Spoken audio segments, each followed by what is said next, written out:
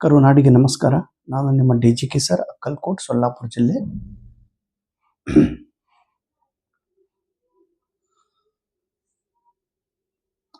Paper 1 ಎರಡನೇ topic research aptitude.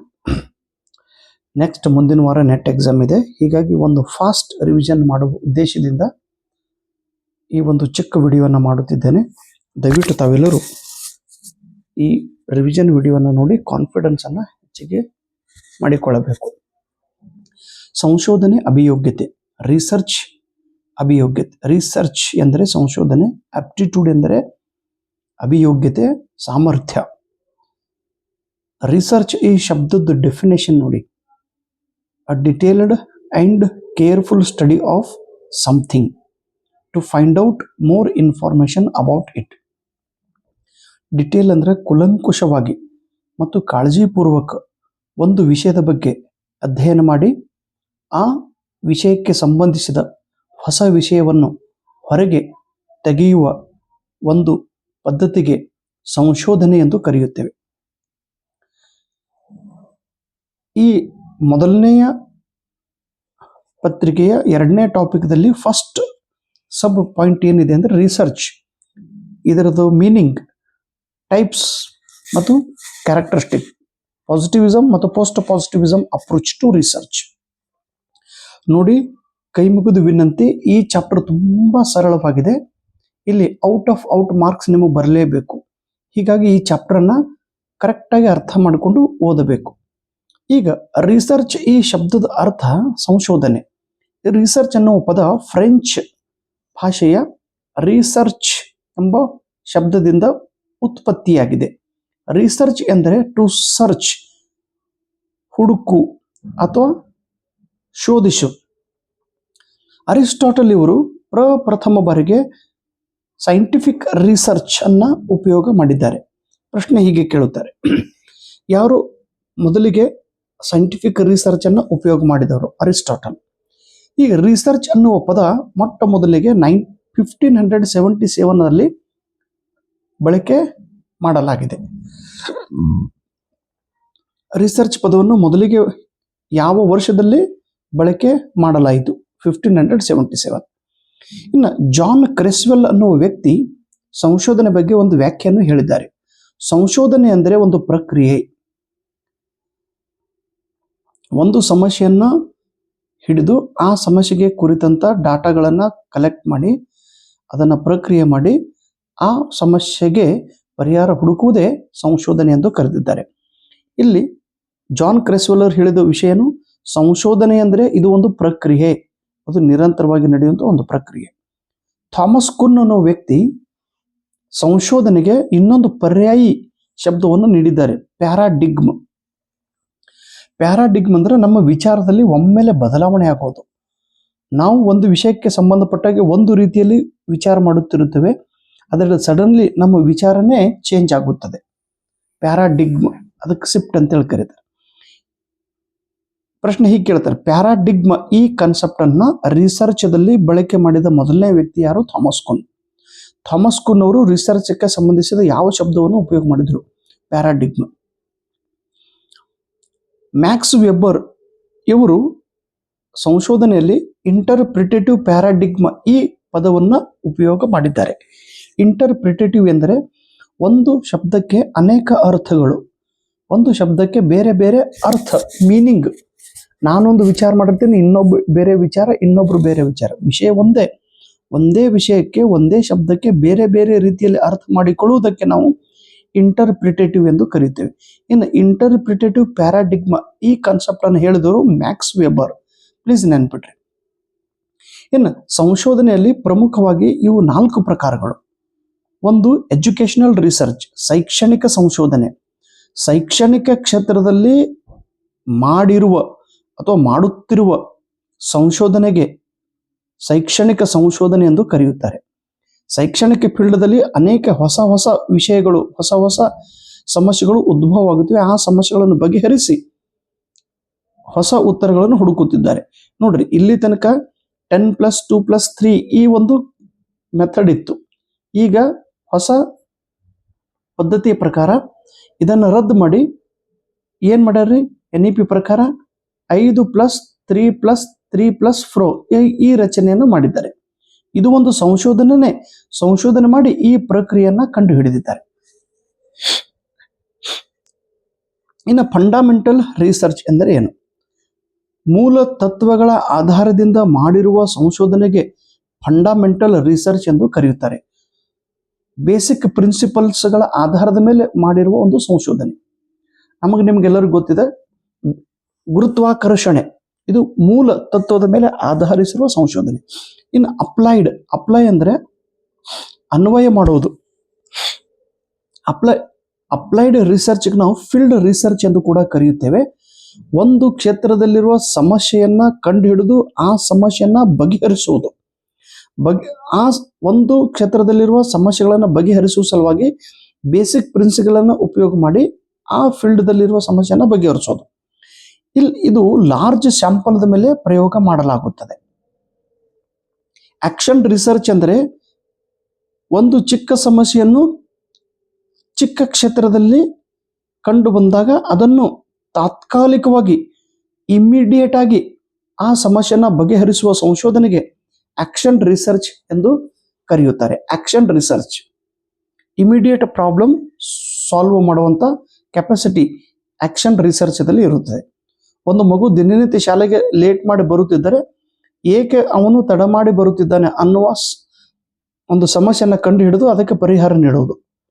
ಪಾಠ ಹೇಳುವಾಗ ವಿದ್ಯಾರ್ಥಿಗೆ ಕೇಳ್ತಾ ಇಲ್ಲ, ಯಾಕೆ ಅವನಿಗೆ ಕೇಳಿಸ್ತಾ ಇಲ್ಲ, ಏನು ಪ್ರಾಬ್ಲಮ್ ಇದೆ, ನಾನು ವೇಗವಾಗಿ ಮಾತನಾಡುತ್ತಿದ್ದೇನೋ ಅಥವಾ ವಿದ್ಯಾರ್ಥಿಯ ಕಿವುಡುತನ ಸಮಸ್ಯೆ ಇದೆಯೋ, ಏನು ಪ್ರಾಬ್ಲಮ್ ಇದೆ, ಒಂದು ಸಮಸ್ಯೆನ ವೇಗವಾಗಿ ಬಿಡಿಸುವ ಒಂದು ಪದ್ಧತಿಗೆ ಆಕ್ಷನ್ ರಿಸರ್ಚ್ ಎಂದು ಕರೆಯುತ್ತಾರೆ. ಇನ್ನು ಪ್ರತಿಯೊಂದು ಸಂಶೋಧನೆಗೆ ಅಂದ್ರೆ ಕ್ಯಾರೆಕ್ಟರಿಸ್ಟಿಕ್ ಆಫ್ ಸಂಶೋಧನೆ ಅಂತೇಳಿ ಕರಿತೀವಿ. ಸಂಶೋಧನೆ ವೈಶಿಷ್ಟ್ಯಗಳು ಪ್ರಮುಖವಾಗಿ ಒಂದು 5 ವೈಶಿಷ್ಟ್ಯಗಳ ಬಗ್ಗೆ ನಾವು ಇಲ್ಲಿ ನೋಡೋಣ.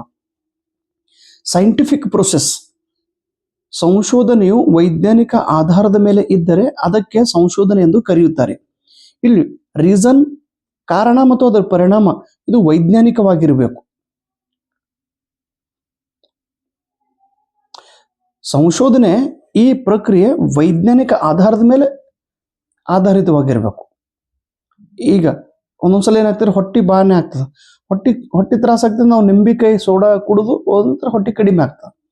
ಅಥವಾ ಇಲ್ಲ ವಿಭೂತಿ ಏನಂತಾರೆ ಜಾದು ಹಾಕ್ತೀನಿ, ನಾ ಮಂತ್ರ ಹಾಕ್ತೀನಿ ಅಂದ್ರೆ ಹಂಗಲ್ಲ. ವೈಜ್ಞಾನಿಕ ಆಧಾರದ ಮೇಲೆ ಕೂಡಿರುವ ಒಂದು ಪ್ರಕ್ರಿಯೆಗೆ ಸಂಶೋಧನೆ ಎಂದು ಕರೆಯುತ್ತಾರೆ. ನ್ಯೂ ನಾಲೆಜ್, ಒಂದು ಸಂಶೋಧನೆ ಮಾಡಿದ ನಂತರ ಅದರಿಂದ ಹೊಸ ಜ್ಞಾನ ಸಿಗಬೇಕು, ಅದರಿಂದ ಹೊಸ ಕಲ್ಪನೆ ಬರಬೇಕು, ಅದರಿಂದ ಒಂದು ಸಮಸ್ಯೆಗೆ ಉತ್ತರವನ್ನು ಕಂಡು ಹಿಡಿಯಬೇಕು, ನ್ಯೂ ನಾಲೆಜ್ ಸಿಗಬೇಕು ಅಂದಾಗ ಅದಕ್ಕೆ ನಾವು ಸಂಶೋಧನೆ ಎಂದು ಕರೆಯುತ್ತೇವೆ. ಪ್ರತಿಯೊಂದು ಸಂಶೋಧನೆಯು ಆಬ್ಜೆಕ್ಟಿವ್ ಆಧಾರದ ಮೇಲೆ ಇರಬೇಕು. ನಾನು ಸಂಶೋಧನೆ ಮಾಡಿದ್ರು ಕೂಡ ಅದೇ ಆನ್ಸರ್ ಬರಬೇಕು, ಇನ್ನೊಬ್ಬರು ಸಂಶೋಧನೆ ಮಾಡಿದ್ರು ಕೂಡ ಅದೇ ಆನ್ಸರ್ ಬರಬೇಕು. ವ್ಯಕ್ತಿಗೆ ಅನುಗುಣವಾಗಿ ಆಬ್ಜೆಕ್ಟಿವ್ ಬದಲಾಗಬಾರದು. ಸಬ್ಜೆಕ್ಟಿವ್ ಅಂದ್ರೆ ವೈಯಕ್ತಿಕ, ಆಬ್ಜೆಕ್ಟಿವ್ ಅಂದ್ರೆ ಇದು ವಸ್ತುನಿಷ್ಠವಾಗಿ ಇರಬೇಕು ಅಂದಾಗ ಅದಕ್ಕೆ ನಾವು ಸಂಶೋಧನೆ ಎಂದು ಕರೆಯುತ್ತೇವೆ. ಸಿಸ್ಟಮೆಟಿಕ್, ಯಾವುದೇ ಸಂಶೋಧನೆ ಯಾವ ಪ್ರಕ್ರಿಯೆಗೆ ನಾವು ಸಂಶೋಧನೆ ಕರಿತೀವಿ, ಯಾವುದು ಶಿಸ್ತುಬದ್ಧವಾಗಿ, ನಿಯಮಿತವಾಗಿ, ಕ್ರಮಬದ್ಧವಾಗಿ, ಸಿಸ್ಟಮೆಟಿಕ್ ಆಗಿ ಕೆಲಸ ಮಾಡುತ್ತೀವೆಯೋ ಅದಕ್ಕೆ ನಾವು ಸಂಶೋಧನೆ ಎಂದು ಕರೆಯುತ್ತೇವೆ. ಸಿಸ್ಟಮೆಟಿಕ್ ತತ್ವ ಫಾಲೋ ಮಾಡುತ್ತಿರಬೇಕು.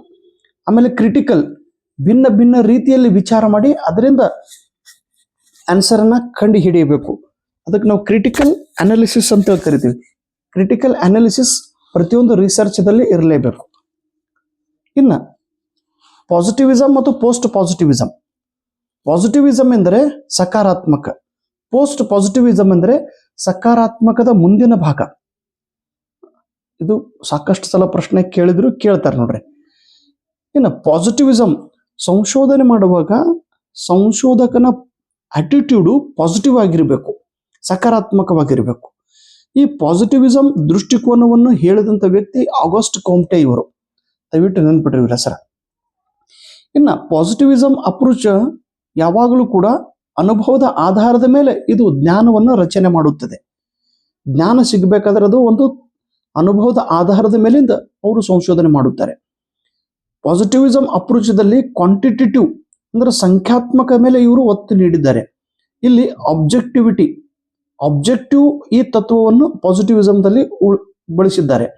ವ್ಯಾಲ್ಯೂ ಫ್ರೀ ಅಂದ್ರೆ ಮೌಲ್ಯಗಳಿಂದ ಇದು ಭಿನ್ನವಾಗಿರುತ್ತದೆ. ಮೌಲ್ಯಗಳ ಪರಿಣಾಮ ಪಾಸಿಟಿವ್ ಮೇಲೆ ಆಗುವುದಿಲ್ಲ. ಯಾರು ಸಂಶೋಧನೆ ಮಾಡುತ್ತಾರೋ ಆ ವ್ಯಕ್ತಿಯ ಮೌಲ್ಯ ಹೇಗಿದೆ. ಈಗ ಸಪೋಸ್ ನಾನು ಒಬ್ಬರು ನಾನ್ ವೈಲೆನ್ಸ್ ಅಂದ್ರೆ ಚಿತ್ರಹಿಂಸೆ ಮಾಡಲಾರದ ವ್ಯಕ್ತಿಗಳು ಇರ್ತಿರ್ತಾರೆ. ನಾನ್ ವೈಲೆನ್ಸ್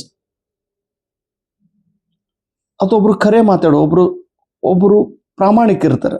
ಮೌಲ್ಯಗಳು, ಆ ಮೌಲ್ಯಗಳ ಇಫೆಕ್ಟಿವ್ ಆ ಪಾಸಿಟಿವಿಸಮ್ ಮೇಲೆ ಆಗುವುದಿಲ್ಲ. ಇದು ವ್ಯಾಲ್ಯೂ ಫ್ರೀ ಆಗಿರುತ್ತದೆ. ಇಲ್ಲಿ ಹಾಗಲ್ಲ. ಪಾಸಿಟಿವಿಸಮ್ ಅಲ್ಲಿ ಈ ಕಾನ್ಸೆಪ್ಟ್ ಅನ್ನು ಹೇಳಿದವರು ಕಾರ್ಲ್ ಪಾಪರ್ ಇವರು, ನೆನ್ಪಿಡ್ರಿ. ಮತ್ತು ಪೋಸ್ಟ್ ಪಾಸಿಟಿವಿಸಮ್ ಈ ಕಾನ್ಸೆಪ್ಟ್ ಅನ್ನ ಪ್ರಸಿದ್ಧಗೊಳಿಸಿದವರು ಥಾಮಸ್ ಕುನ್ ಇವರು. ಇಲ್ಲಿ ಎಕ್ಸ್ಟರ್ನಲ್ ಮತ್ತು ಇಂಟರ್ನಲ್, ಬಾಹ್ಯ ಮತ್ತು ಅಂತರ್ಗತ ಈ ಘಟಕಗಳು ಪೋಸ್ಟ್ ಪಾಸಿಟಿವಿಸಮ್ ಪ್ರಕ್ರಿಯೆ ಮೇಲೆ ಪರಿಣಾಮ ಬೀರುತ್ತವೆ. ಇಲ್ಲಿ ಕ್ವಾಲಿಟೇಟಿವ್ ಮತ್ತು ಕ್ವಾಂಟಿಟೇಟಿವ್, ಸಂಖ್ಯಾತ್ಮಕ ಮತ್ತು ಗುಣಾತ್ಮಕ ಈ ಪದ್ಧತಿಯು ಪೋಸ್ಟ್ ಪಾಸಿಟಿವಿಸಮ್ ಮೇಲೆ ಪರಿಣಾಮ ಬೀರುತ್ತದೆ. ಇದು ಸಬ್ಜೆಕ್ಟಿವ್ ಆಧಾರಿತವಾಗಿದೆ. ಸಬ್ಜೆಕ್ಟ್ ಅಂದ್ರೆ ವ್ಯಕ್ತಿ, ವೈಯಕ್ತಿಕ ನಾಲೆಜ್, ವೈಯಕ್ತಿಕ ವಿಚಾರ, ವೈಯಕ್ತಿಕ ಅನುಭವ, ವೈಯಕ್ತಿಕ ಒಂದು ಥಿಂಕಿಂಗ್ ಕೆಪಾಸಿಟಿ ಪೋಸ್ಟ್ ಪಾಸಿಟಿವಿಸಮ್ ಪ್ರಕ್ರಿಯೆ ಮೇಲೆ ಪರಿಣಾಮ ಬೀರುತ್ತದೆ. ವ್ಯಾಲ್ಯೂ ಇನ್ಫ್ಲೂಯೆನ್ಸ್ಡ್, ಒಬ್ಬ ವ್ಯಕ್ತಿಯ ಮೌಲ್ಯಗಳು ತಾನು ಮಾಡುವ ಪ್ರಕ್ರಿಯೆ ಮೇಲೆ ಪರಿಣಾಮ ಬೀರುತ್ತವೆ. ವ್ಯಾಲ್ಯೂ ನಾವೇನು ಕರಿತೀವಿ, ಒಬ್ರು ಟೈಮ್ ಮ್ಯಾನೇಜ್ಮೆಂಟ್ ಮಾಡೋರು ಇರ್ತಾರೆ, ರೆಸ್ಪೆಕ್ಟ್ ಕೊಡೋರು ಇರ್ತಾರೆ ರೀ. ಅವ್ರದ್ದೇನು ವ್ಯಾಲ್ಯೂ ಇರ್ತಾವೆ ನೋಡ್ರಿ, ಪ್ರತಿಯೊಬ್ಬ ಮೌಲ್ಯಗಳ ಪರಿಣಾಮ ಆ ವ್ಯಕ್ತಿ. ಈ ಸಪೋಸ್ ಒಬ್ಬ ಯಾವಾಗಲೂ ನಾನ್ ವೈಲೆನ್ಸ್ ಇರುವಂಥ ವ್ಯಕ್ತಿ, ಅಹಿಂಸಾ ತತ್ವವಾದಿ, ಅವನು ತನ್ನ ಪ್ರಯೋಗ ಮಾಡುವಾಗ ಅಹಿಂಸಾ ತತ್ವವನ್ನು ಪಾಲನೆ ಮಾಡಿನೇ ಆತನು ಪ್ರಯೋಗ ಮಾಡುತ್ತಿರುತ್ತಾನೆ. ಮೆಥಡ್ಸ್ ಆಫ್ ರಿಸರ್ಚ್, ಸಂಶೋಧನೆಯ ಒಂದು ಪದ್ಧತಿ. ಇಲ್ಲಿ ಪ್ರಮುಖವಾಗಿ experimental research, descriptive research, historical research, qualitative ಮತ್ತು ಕ್ವಾಂಟಿಟೇಟಿವ್ ರಿಸರ್ಚ್. ಮೊದಲನೇದಾಗಿ ಎಕ್ಸ್ಪೆರಿಮೆಂಟಲ್, ಪ್ರಾಯೋಗಿಕ ಸಂಶೋಧನೆ. ಸಂಶೋಧಕನು ಪ್ರಯೋಗದ ಮೂಲಕ ಸಂಶೋಧನೆ ಮಾಡುತ್ತಿದ್ದರೆ ಆ ಪದ್ಧತಿಗೆ ಎಕ್ಸ್ಪೆರಿಮೆಂಟಲ್ ರಿಸರ್ಚ್ ಎಂದು ಕರೆಯುತ್ತಾರೆ. ಸಂಶೋಧಕನು ಪರ್ಯಾವರಣದ ಮೇಲೆ ನಿಯಂತ್ರಣ ಇಡುತ್ತಾನೆ. ಕಾರಣ ಮತ್ತು ಪರಿಣಾಮ ಈ ತತ್ವದ ಆಧಾರದ ಮೇಲೆ ಪ್ರಯೋಗವನ್ನು ಮಾಡುತ್ತಾನೆ. ಎರಡನೇದು ಡಿಸ್ಕ್ರಿಪ್ಟಿವ್, ವರ್ಣನಾತ್ಮಕ ಸಂಶೋಧನೆ. ಸಂಶೋಧಕನು ಸಂಶೋಧನೆ ಮಾಡುವಾಗ ಒಂದು ಸಮಸ್ಯೆಯ ಕುರಿತು ವರ್ಣನೆ ಮಾಡುತ್ತಾನೆ. ಅದು ಹೇಗಿದೆ, ತನ್ನ ಕಣ್ಣಿಗೆ ಹೇಗೆ ಕಾಣಿಸುತ್ತದೆ ಅದನ್ನು ಆತನು ವರ್ಣನೆ ಮಾಡುತ್ತಾನೆ. ಅಲ್ಲಿ ತನ್ನ ವೈಯಕ್ತಿಕ ವಿಚಾರ ಹೇಳುವುದಿಲ್ಲ, ಆಸ್ ಇಟ್ ಈಸ್ ಅದರ ಬಗ್ಗೆ ವರ್ಣನೆ ಮಾಡುತ್ತಾನೆ. ಸರ್ವೆ ಮೆಥಡ್ ಕೂಡ ಈ ಡಿಸ್ಕ್ರಿಪ್ಟಿವ್ದಲ್ಲಿ ಬರುತ್ತದೆ. ಅದರ ನಂತರ ಹಿಸ್ಟಾರಿಕಲ್ ರಿಸರ್ಚ್. ಹಿಸ್ಟಾರಿಕಲ್ ನಾವೇನು ಕರಿತೀವಿ, ಐತಿಹಾಸಿಕ ಸಂಶೋಧನೆ. ಇತಿಹಾಸಕ್ಕೆ ಸಂಬಂಧಿಸಿದ ಸಂಶೋಧನೆಗೆ ಹಿಸ್ಟಾರಿಕಲ್ ರಿಸರ್ಚ್ ಎಂದು ಕರೆಯುತ್ತೇವೆ. ಸಂಶೋಧಕನು ಸಂಶೋಧನೆ ಮಾಡುವಾಗ ಒಬ್ಬ ವ್ಯಕ್ತಿ, ಒಂದು ಘಟಕ, ಒಂದು ವಸ್ತು, ಒಂದು ಸ್ಥಳ ಇದು ಇತಿಹಾಸಕ್ಕೆ ಸಂಬಂಧಪಟ್ಟಿದ್ದರೆ ಆ ಘಟನೆಯ ಕುರಿತು ಆತನು ಸಂಶೋಧನೆ ಮಾಡುತ್ತಿರ್ತಾನೆ. ಮೊನ್ನೆ ನಾವು ಗುಡ್ಡಾಪುರಕ್ಕೆ ಹೋಗುವಾಗ ಇಂಡಿ ಹತ್ರ, ವಿಜಯಪುರ ಜಿಲ್ಲೆ ಇಂಡಿ ತಾಲೂಕಿನ ಸಾಲುಟಗಿ ಗ್ರಾಮಕ್ಕೆ ನಾವು ಹೋಗಿದ್ದೀವಿ. ಅಲ್ಲಿ ರಾಷ್ಟ್ರಕೂಟರು ನಿರ್ಮಾಣ ಮಾಡಿದ ಒಂದು ಅಗ್ರಹಾರ, ವಿದ್ಯಾಮಂದಿರ, ಸಂಸ್ಕೃತ ಪಾಠಶಾಲೆ ಇತ್ತು. ಅಲ್ಲಿ ಕುಲಕರ್ಣಿಯವರ ಹೊಲದೊಳಗೆ ನಾವು ನೋಡಿದೀವಿ ಆ ವಿಶ್ವವಿದ್ಯಾಲಯ ಹೇಗಿತ್ತು ಅನ್ನೋದು. ಅದರ ಅವಶೇಷಗಳು ಅಲ್ಲಿ ಇವೆ. ಅಲ್ಲಿ ಒಂದು ದೊಡ್ಡ ಬಾವಿ ಇದೆ. ಅಲ್ಲಿ ವಿದ್ಯಾರ್ಥಿಗಳು ಬೇರೆ ಬೇರೆ 26 ದೇಶಗಳಿಂದ ವಿದ್ಯಾರ್ಥಿಗಳು ಬಂದು ಸಂಸ್ಕೃತ ಪಾಠವನ್ನು ಕಲಿತಿದ್ರಂತ. ಇದು ಒಂದು ಐತಿಹಾಸಿಕ ಸಂಬಂಧಪಟ್ಟಂತ ಒಂದು ಘಟಕ. ಇವನ್ ಕಲಬುರಗಿ ಜಿಲ್ಲೆ ಚಿತ್ತಾಪುರ ತಾಲೂಕಿನ ನಾಗಾವಿಯಲ್ಲಿ ಕೂಡ ರಾಷ್ಟ್ರಕೂಟರು ನಿರ್ಮಾಣ ಮಾಡಿದ ಅಲ್ಲಿ ಒಂದು ವಿಶ್ವವಿದ್ಯಾಲಯ ಇದೆ, ನಾಗಾವಿ ವಿಶ್ವವಿದ್ಯಾಲಯ ಅಂತ ಕರೀತೀವಿ. ಹೀಗೆ ಇತಿಹಾಸಕ್ಕೆ ಸಂಬಂಧಪಟ್ಟಂತ ಒಂದು ಘಟನೆಯ ಬಗ್ಗೆ ವರ್ಣನೆ ಮಾಡುವುದು, ಅದರ ಬಗ್ಗೆ ಸಂಶೋಧನೆ ಮಾಡೋದು ಇತಿಹಾಸ ಸಂಶೋಧನೆ ಎಂದು ಕರೆಯುತ್ತೇವೆ. ಇನ್ನು ಕ್ವಾಲಿಟೇಟಿವ್, ಸಂಶೋಧಕನು ಸಂಶೋಧನೆ ಮಾಡುವಾಗ ಗುಣಾತ್ಮಕ ಪದ್ಧತಿಯಿಂದ ಗುಣಗಳ ಬಗ್ಗೆ ವರ್ಣನೆ ಮಾಡುತ್ತಿದ್ದರೆ ಆ ಒಂದು ಸಂಶೋಧನೆಗೆ ಕ್ವಾಲಿಟೇಟಿವ್ ಸಂಶೋಧನೆ ಎಂದು ಕರೆಯುತ್ತೇವೆ. ಇಲ್ಲಿ ಈ ಪದ್ಧತಿಯು ಹೊಸ ಪದ್ಧತಿಯಾಗಿದೆ. ಇಲ್ಲಿ ಎಣಿಕೆ ಮಾಡುವುದಿಲ್ಲ, 1, 2, 3 ಹೀಗೆ ಸಂಖ್ಯೆಗಳ ಆಧಾರದ ಮೇಲೆ ಈ ಸಂಶೋಧನೆ ಮಾಡುವುದಿಲ್ಲ. ಇನ್ನು ಕ್ವಾಂಟಿಟೇಟಿವ್, ಇದಕ್ಕೆ ಸಂಖ್ಯಾತ್ಮಕ ಸಂಶೋಧನೆ ಎಂದು ಕರೆಯುತ್ತೇವೆ. ಸಂಶೋಧಕನು ಸಂಶೋಧನೆ ಮಾಡುವಾಗ ನಂಬರ್ಗಳ ಆಧಾರದ ಮೇಲೆ ಸಂಶೋಧನೆ ಮಾಡುತ್ತಿದ್ದರೆ ಆ ಪದ್ಧತಿಗೆ ಕ್ವಾಂಟಿಟೇಟಿವ್ ಸಂಶೋಧನೆ ಎಂದು ಕರೆಯುತ್ತಾರೆ. ಇದು ತುಂಬಾ ಹಳೆಯ ಪದ್ಧತಿಯಾಗಿದೆ. ಇದಕ್ಕೆ ನಾವು ಓಲ್ಡ್ ಮೆಥಡ್ ಎಂದು ಕರೆಯುತ್ತೇವೆ. ಎಕ್ಸ್ ಪೋಸ್ಟ್ ಫ್ಯಾಕ್ಟೋ ರಿಸರ್ಚ್, ಸಾಕಷ್ಟು ಸಲ ಇದ್ರ ಮೇಲಿನ ಪ್ರಶ್ನೆ ಕೇಳಿದ್ರು. ಎಕ್ಸ್ ಪೋಸ್ಟ್ ಫ್ಯಾಕ್ಟೋ ರಿಸರ್ಚ್ ಏನ್ ನೋಡ್ರಿ, after the fact researcher investigates after the fact occurred. ಒಂದು ಘಟನೆ ನಡೆದ ನಂತರ ಆ ಘಟನೆ ಏಕೆ ನಡೆಯಿತು, ಎಲ್ಲಿ ನಡೆಯಿತು, ಯಾವಾಗ ನಡೆಯಿತು, ಆ ನಡೆಯುವ ಕಾರಣ ಏನು, ಅದರಿಂದ ಆದಂತ ಪರಿಣಾಮ ಏನು ಅನ್ನೋದ್ರ ಬಗ್ಗೆ ಸಂಶೋಧನೆ ಮಾಡುವ ಒಂದು ಪದ್ಧತಿಗೆ ಎಕ್ಸ್ ಪೋಸ್ಟ್ ಫ್ಯಾಕ್ಟೋ ರಿಸರ್ಚ್ ಎಂದು ಕರೆಯುತ್ತೇವೆ. ಘಟನೆ ನಡೆದ ನಂತರ ಅದರ ಬಗ್ಗೆ ಸಂಶೋಧನೆ ಮಾಡೋದು. ಇದೊಂದು ಬೆಸ್ಟ್ ಎಕ್ಸಾಂಪಲ್. ಮೊನ್ನೆ ಇದಕ್ಕೆ ಬೆಸ್ಟ್ ಅನ್ನೋದು ಏನೋ ದುಃಖದ ಎಕ್ಸಾಂಪಲ್, ಗುಜರಾತ್ದೊಳಗೆ ಅಹಮದಾಬಾದ್ ನಲ್ಲಿ ನಡೆದಂತ ಒಂದು ವಿಮಾನ ದುರಂತ. ಇನ್ನೂ ಕೂಡ ಇನ್ವೆಸ್ಟಿಗೇಷನ್ ನಡೀತಾ ಇದೆ, ಯಾವ ಕಾರಣದಿಂದ ಅದಾಗಿದೆ ಅಂತೇಳಿ. ಕೇಸ್ ಸ್ಟಡಿ, ಒಬ್ಬ ವ್ಯಕ್ತಿಯ ಬಗ್ಗೆ ಆಳವಾಗಿ ಅಧ್ಯಯನ ಮಾಡುವ ಒಂದು ಸಂಶೋಧನೆಗೆ ಕೇಸ್ ಸ್ಟಡಿ ಎಂದು ಕರೆಯುತ್ತಾರೆ. ವ್ಯಕ್ತಿ ಅಧ್ಯಯನ, ಇವನ್ ಇದರಲ್ಲಿ ಒಬ್ಬ ವ್ಯಕ್ತಿ ಅಥವಾ ಒಂದು ಸಮೂಹ ಅದರ ಡೀಪ್ ಸ್ಟಡಿ ಮಾಡುವ ಒಂದು ಪದ್ಧತಿಗೆ ಕೇಸ್ ಸ್ಟಡಿ ಎಂದು ಕರೆಯುತ್ತಾರೆ. ಈಗ ಪೊಲೀಸ್ ಸ್ಟೇಷನ್ ಒಳಗ ಒಬ್ಬ ವ್ಯಕ್ತಿ ಅಪರಾಧಿ ಇದ್ದಂದ್ರೆ ಆತನ ಬಗ್ಗೆ ಡಿಟೇಲ್ ಆಗಿ ಸ್ಟಡಿ ಮಾಡೋದು, ಅಥವಾ ದವಾಖಾನೆಯೊಳಗೆ ಒಬ್ಬ ಪೇಷಂಟ್ ಬಂದಿದ್ದಂದ್ರೆ ಆತನ ಬಗ್ಗೆ ಏನೋ ಒಂದು ಗಂಭೀರ ರೋಗ ಆಗಿತ್ತಂದ್ರೆ ಅವನ ಬಗ್ಗೆ ಡಿಟೇಲ್ ಆಗಿ ಸ್ಟಡಿ ಮಾಡೋದು. ಇನ್ನು ಅದಾದ ನಂತರ ಮುಂದಿಂದು ಫಿಲಾಸಾಫಿಕಲ್ ರಿಸರ್ಚ್. ಫಿಲಾಸಾಫಿಕಲ್ ರಿಸರ್ಚ್ ಎಂದರೆ, ನಾವು ಫಿಲಾಸಫಿ ಅಂದ್ರೆ ನಾವು ತತ್ವ ಅಂತ ಕರಿತೀವಿ. ಒಂದು ತತ್ವದ ಆಧಾರದ ಮೇಲೆ ನಡೆಯುವ ಅಥವಾ ಒಂದು ಸಿದ್ಧಾಂತದ ಮೇಲೆ ನಡೆಯುವ ಸಂಶೋಧನೆಗೆ ಫಿಲಾಸಾಫಿಕಲ್ ರಿಸರ್ಚ್ ಎಂದು ಕರೆಯುತ್ತೇವೆ. ಆ ರಿಸರ್ಚ್ ಮಾಡುವಂತ ವ್ಯಕ್ತಿ ಏನ್ ಮಾಡ್ತಿರ್ತಾನ್ರಿ, ಒಂದೊಂದು ತತ್ವದ ಮೇಲೆ ಆತನ ಸಂಶೋಧನೆ ಮಾಡುತ್ತಿರುತ್ತಾನೆ. ಪ್ರತಿಯೊಬ್ಬರದ್ದು ಒಂದೊಂದು ತತ್ವ ಬೇರೆ ಇರುತ್ತದೆ. ಎಥ್ನೋಗ್ರಫಿ ರಿಸರ್ಚ್. ಸಂಗೀತ, ಫೋನ್ ಬಂದ ನೋಡು, ಫೋನ್ ಎತ್ತಿ ಯಾರದ ನೋಡು. ಎಥ್ನೋಗ್ರಫಿ ಅಂದ್ರೆ ಒಂದು ಜನಾಂಗೀಯ ಸಂಶೋಧನೆ. ಆದಿವಾಸಿ ಜನರ ಬಗ್ಗೆ ಅಥವಾ ಬುಡಕಟ್ಟು ಜನಾಂಗರ ಬಗ್ಗೆ ಅಥವಾ ಕಾಡಿನಲ್ಲಿ ಇರುವಂತಹ ವ್ಯಕ್ತಿಗಳ ಬಗ್ಗೆ ಅಥವಾ ಹಿಂದುಳಿದ ವ್ಯಕ್ತಿಗಳ ಬಗ್ಗೆ. ಎಥ್ನೋಗ್ರಫಿ ಒಂದು ಜನಾಂಗೀಯ ಜನರ ಬಗ್ಗೆ, ಅವರ ಸಂಸ್ಕೃತಿ, ಅವರ ಭಾಷೆ, ಅವರ ನಡವಳಿಕೆ, ಅವರ ಒಂದು ವಿಚಾರ, ಅವರ ಭಾಷೆ, ಈ ಎಲ್ಲದರ ಬಗ್ಗೆ ಅಭ್ಯಾಸ ಮಾಡುವ ಒಂದು ಸಂಶೋಧನೆ. ಇಲ್ಲಿ ನಮ್ದ್ರೊಳಗೆ ಫೋನ್ ಬಂದ ನೋಡು, ಸಂಶೋಧನೆಗೆ ಎಥ್ನೋಗ್ರಫಿ ಸಂಶೋಧನೆ ಎಂದು ಕರೆಯುತ್ತಾರೆ. ಈಗ ಜಾರ್ವಾ ಜನರು ಅಂಡಮಾನ್ ನಿಕೋಬಾರದಲ್ಲಿ ಇದ್ದಾರೆ, ಅವ್ರ ಬಗ್ಗೆ ಸಂಶೋಧನೆ ಮಾಡೋದು. ಈಗ ಲಾಂಗಿಟ್ಯೂಡಿನಲ್ ರಿಸರ್ಚ್. ಲಾಂಗಿಟ್ಯೂಡಿನಲ್ ರಿಸರ್ಚ್ ಅಂದ್ರೆ ಸಂಶೋಧಕನು ಒಂದು ಘಟನೆ ಬಗ್ಗೆ, ಒಬ್ಬ ವ್ಯಕ್ತಿ ಬಗ್ಗೆ, ಒಂದು ಸಮಸ್ಯೆ ಬಗ್ಗೆ ಅನೇಕ ವರ್ಷಗಳಿಂದ ಸಂಶೋಧನೆ ಮಾಡುತ್ತಾ ಇರುತ್ತಾನೆ. ನಂತರ ಆ ಸಮಸ್ಯೆ ಕುರಿತು ಆತನು ಬಗೆಹರಿಸುತ್ತಾನೆ. ಓವರ್ ಅ ಲಾಂಗ್ ಪೀರಿಯಡ್ ಅಥವಾ ಸಾಕಷ್ಟು ಸಮಯದವರೆಗೆ ಒಂದು ವಿಷಯದ ಬಗ್ಗೆ ಅಭ್ಯಾಸ ಮಾಡುತ್ತಿರುವುದು. ಈಗ ನೋಡಿ, ಜಮ್ಮು ಕಾಶ್ಮೀರ ಸಮಸ್ಯೆ ಎಷ್ಟು ವರ್ಷದಿಂದ ಐತಿ. ಪಾಕಿಸ್ತಾನದವರು ನಮ್ದಂತರ, ನಾವು ನಮ್ದಂತೀವಿ. ಇದು ಅಂತಾರಾಷ್ಟ್ರೀಯ ಮಟ್ಟದಲ್ಲಿ ಈ ಸಮಸ್ಯೆ ಬೆಳೆದಿದೆ. ಡಯಾಗ್ನೋಸ್ಟಿಕ್ ರಿಸರ್ಚ್ ಅಂತ ಕರಿತೀವಿ. ಡಯಾಗ್ನೋಸ್ಟಿಕ್ ರಿಸರ್ಚ್ ಲಾಂಗಿಟ್ಯೂಡಿನೊಳಗೆ ನಮ್ಮ ಅಕ್ಕಲಕೋಟೆ ತಾಲೂಕನ್ನು ಬಂದ್ಬಿಡ್ತೈತಿ. ಈ ಸೊಲ್ಲಾಪುರ ಜಿಲ್ಲೆ, ಅಕ್ಕಲಕೋಟು, ದಕ್ಷಿಣ ಸೊಲ್ಲಾಪುರ, ಸಾಂಗ್ಲಿ ಜಿಲ್ಲೆದೊಳಗೆ ಜತ್ತು, ಕೊಲ್ಲಾಪುರದಲ್ಲಿ ಗಡ್ ಇಂಗ್ಲಜ್, ಇಲ್ಲೆಲ್ಲ ಕನ್ನಡಿಗರ ಸಂಖ್ಯೆ ಹೆಚ್ಚೈತಿ. ಎಲ್ಲರೂ ಕನ್ನಡ ಮಾತಾಡೋರು ಇದ್ದಾರೆ. ಮಹಾಜನ ವರದಿ ಪ್ರಕಾರ ಈ ಭಾಗ ಕರ್ನಾಟಕ ಸೇರ್ಬೇಕಂತೇಳಿ ಅದು ವರದಿ ಹೇಳ್ತದಂತ್ರಿ. ಇನ್ನೂ ಆ ಸಮಸ್ಯೆ ಬಗ್ಗೆ ಹರಿದಿಲ್ಲ. ಎಂದು ಹರಿತದ ಯಾರಿಗೂ ಗೊತ್ತ ಅಂದ್ರೆ ಸಮಸ್ಯೆ ಬಗ್ಗೆ ಹರಿದವು. ಇನ್ನು ಡಯಾಗ್ನೋಸ್ಟಿಕ್ ರಿಸರ್ಚ್ ಅಂದ್ರೆ ರೋಗ ನಿರ್ಣಯ ಮಾಡಿ ಆ ಸಮಸ್ಯೆನ ಬಗೆಹರಿಸೋದು. ಇದು ಶೈಕ್ಷಣಿಕ ರಿಲೇಟೆಡ್ದಲ್ಲಿ ಒಬ್ಬ ವಿದ್ಯಾರ್ಥಿ ಏಕೆ ಹಿಂದೆ ಉಳಿದಿದ್ದಾನೆ, ಏಕೆ ಅವನಿಗೆ ಶಿಕ್ಷಣ ಅರ್ಥ ಆಗುತ್ತಿಲ್ಲ, ಏಕೆ ಅವನಿಗೆ ಗಣಿತ ಬರುತ್ತಾ ಇಲ್ಲ, ಏನು ಸಮಸ್ಯೆ ಇದೆ ಅಂದ್ರೆ ಸಮಸ್ಯೆನ ಗುರುತು ಹಿಡಿದು ಆ ಸಮಸ್ಯೆನ ಬಗೆಹರಿಸುವ ಕೆಲಸ ಮಾಡುವಂತ ಒಂದು ಸಂಶೋಧನೆಗೆ ಡಯಾಗ್ನೋಸ್ಟಿಕ್ ರಿಸರ್ಚ್ ಎಂದು ಕರೆಯುತ್ತೇವೆ. ಉದಾಹರಣಾರ್ಥವಾಗಿ ಒಬ್ಬ ಪೇಷಂಟ್ನ ಆರೋಗ್ಯ ಚೆಕ್ ಮಾಡಿ ಆತನಿಗೆ